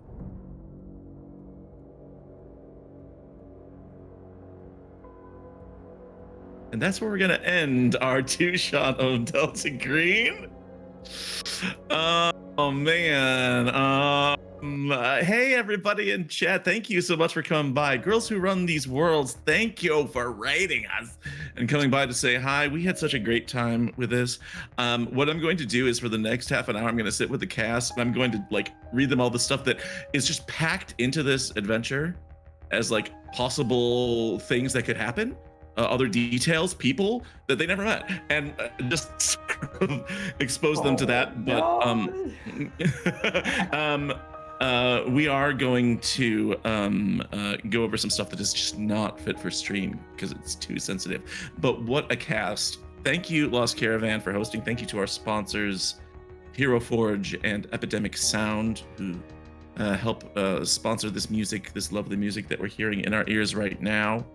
I want to thank also one more time my friend Flickerclad, who helped run that recording of the phone call and was the voice of Henrietta for that recording. They are fantastic. But before we do all that, let's go around everybody one more time, who you are, where we can find you, and we'll go in reverse order once again. So we'll start with Colin. Colin, you know I love you. Yeah, I know. That's why you send assassins after me. I do. I don't. No, it's not me. At least you know the assassins. It's true. I mean, if you're gonna get murdered by anybody, at least let it be a friend. So Colin knows this, is that when I write down stars for people, sometimes I'll just write down something like, and later I'll come back to it and say, what does that mean? I don't know what I'm referring to. Yeah. But there's so many great mythic moments, on Coke the whole time, and just Jeff Goldblum. And you had one moment where you said, we have a saying in academia. And then you followed it with the most nonsense bullshit I've ever heard in my life. I don't remember what it was, but it slayed me. I remember. It broke me. So thank you for that. Yeah, I don't remember what that was. Fuck. Colin. Yeah. I want to play a game this Christmas. I want to play a game about toys that are. Yeah, I want to play a game about toys that are inhabited by demons. Do you have any suggestions or anything like that? Look at what I got this right here. This might fit the bill of what you're looking for. All right. I think this one right. Yes, it's a little game by the name of Come Play With Us by Six String Games, which is a company I own. It's bizarre how that worked out. This is a game that we just came out with, my company Six String Games, that I own with my best friend Anna, and it is a game about toys that are possessed by evil spirits. And also Christmas. That's literally the tagline. A micro RPG about creepy toys possessed by malevolent spirits, and also Christmas. And if you play the game, you get to see cool artwork like this one of Satan decorating a Christmas tree. And it's worth the cost of admission right there. So get a load of that. It's a Night Before Christmas inspired RPG. It comes in a little zine form like this. You can also get a digital version online on itch. And it's requires literally just 1d6 to play and zero preparation whatsoever, and you just roll to create your scenario and everything. And if you get the print edition that I have here, it comes with a bonus table that lets you set the game during Halloween instead of Christmas. So we're very, very proud of this game. It's very, very fun. It's absolutely ridiculous, as many of our games tend to be. I mean, it has cute toys and also a little bit of occult shit going on. I mean, what's not to love here? Great game. Very, very proud of it. And definitely check it out. So it's if you go to our itch Six String Games, you can get it. And right now, for the rest of the month, actually, you can get all of our games for $20. And by that I mean you pay $20 and you get all of our games. They're not each $20. You get all the fucking games for $20. We have a winter sale going on, so that'll save you a few, and you get to try all of them. So check it out. And do follow us on Twitter at Six String Games. That is the number 6 String Games, and sixstringgames.com. Justin, thank you. This was a delight. Thank you for. It's just classic. Oh God, it's one of those this is the overlap between TTRPGs and kink. It's like hurt me, but only in a way that I approve of. Yes. It's a real thing, folks. It's a single overlapping circle. But I mean, the fact that I basically was saying for this entire fucking thing, oh yeah, one day they're gonna send assassins to murder me because, also I should mention Dexter Mythic, he has a ailment, I suppose, from his background, and that is megalomania. He thinks that he is very, very important. So he has probably been thinking that they're going to send assassins to murder him for literally years, because he thinks he's so goddamn important. But he, isn't nearly as important as he thinks he is. But I love that you use the success of this mission to be well, the more he does this and the more he actually succeeds, the more people might actually pay attention to what this guy says, and we can't really have that. And I basically begged you for that for the whole thing, and you delivered on that, so I appreciate it. Finally. Thank you. Yeah, no, thank you. I want that. I think that's great. I think that's an awesome it's a great arc to set up for this character, which Yeah. I think is awesome. And like I love joking about how Cass is one day gonna murder me, and the Mhm. fact that that might be true. Yeah, it might have to be. That might be a thing. And I also want to say, I love the relationship that grew between Mythic and Michael. Like I am a huge fan of always playing out if another player is willing to go with me on this journey. I love playing out the like, I don't really like you, but god damn it, I respect you thing. Like that's always good. And I love how we played that. I love that there was like this tension and friction, and then at the end we like shook hands and we're like, hey, take care of yourself, you know? That was great. was And then of very course I DM'd Liv like right before this. I'm like, what's Micro's real name? What's Micro's real name? Because I had like joked before about how like Mythic didn't remember her at all. Mhm. Like, and I think he totally did. He's just been holding that back. And like I was like so excited to be able to like drop a real name at the end and have that interaction. And I had been sitting on since the first session that I was like totally gonna at some point retroactively change her GPA to give her a 4.0. I wanted to like give her that treat, but I wanted to save that till the end. So. No. That was delightful. All the character interactions were awesome. I love this crew. M-Cell for life. M-Self for life, baby. Thank you, Colin. Thank you. Turk, M-Self for life, baby. I'm Self-Alive. Hey, yeah, I'm Turk or Turk Extended on the places where you do things on. I'm there in the background. Give it a thumbs up because you're awesome. I don't have cool things I'm making yet, but I'm involved in cool things because I've snuck my way in with people. So to close out the year, you can catch us with a potential finale to Through the Breach, which is welcome to the Malifaux game, which should be a lot of fun. I'm a ghost riding cowboy now. So pew pew pew pew pew. Beyond that, we got Icon on the 28th. So lots of high fantasy, crazy stuff going on there. We got an airship. That's all you need to know. And plenty of more awesome stuff to come in the new year that I'm really excited to be a part of, and also to potentially, I'll be running one or two things occasionally. I mean, just somewhere in there. So, between here and Neon Lights Roleplay, which I'm a staff member at, there's going to be a lot of projects that I am so excited for. I'm blurry. While I bring myself back into focus, thank you so much. This was just absolute joy to be a part of. Thank you. It was a joy having you. Sometimes when things get too good, you get blurry. That's the truth. I just shake my hands around my camera. It's like, whoa, you're not allowed to be that excited. Right. I've got a serious star for Michael and a goof star for Michael. Okay. Just because serious star wise, I love that his religious bent came into things a little bit stronger this week. Yeah. And that's tasty, especially when to play off of Mythic. And that was so much fun. The line, I'll pray for you and I'll think for you, was wow, was that pretty good. Wowzers. Hachi Machi.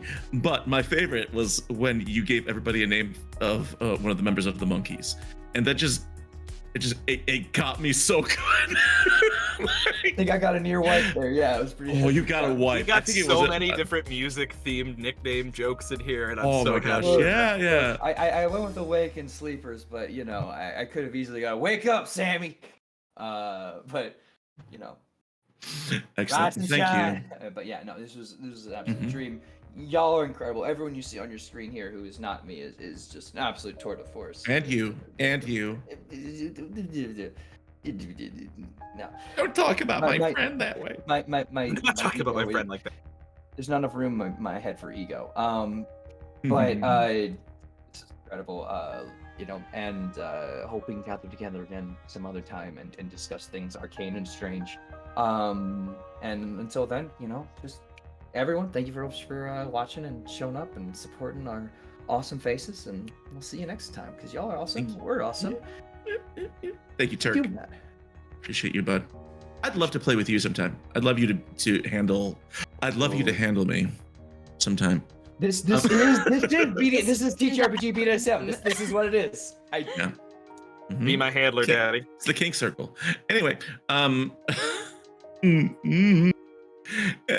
was gonna make a segue here, and I don't know how to do that without being inappropriate. So, Cass, thank you so much for being here. Martini, Martini did subtly prove herself to be a psychopath, and I just wow, was it really good? Just like every once in a while, love just that. say something, and you do it in such a subtle way that I'm like, wait, what? My favorite line from Martini this week was, "Your first kill is always memorable." Trying to get Micro excited about killing someone for the first time. Was it Micro or was it Mythic? It was somebody. It was Micro wow. because Mythic Micro. lied and said that he killed Yeah. him before. Right. Cass, what else do you have going on? Where can we find you? Well, yeah, I'm Casa. Mostly wilding _, and I post all my updates and like what I'm doing and stuff. But the only thing mainly is on Twitch /otherdoc. I'm on a campaign every Friday except next Friday or tomorrow because it's like Christmas or whatever. I don't know, Christmas. But next week we'll be back, and it's just people with insomnia like me right now because it's 4:30 in the morning. We can see nightmares walking around, and we get transported to a mad city, and there's nightmares, and it's really Great. cool. Yeah. Oh, you're enjoying it. It was really Seeing fun. the nightmares. Oh, okay, great. I want to stay. Like, they seem so nice. Super nice. Awesome. Well, thank you for Martini. I Yeah, hope it to was see her super again fun. soon.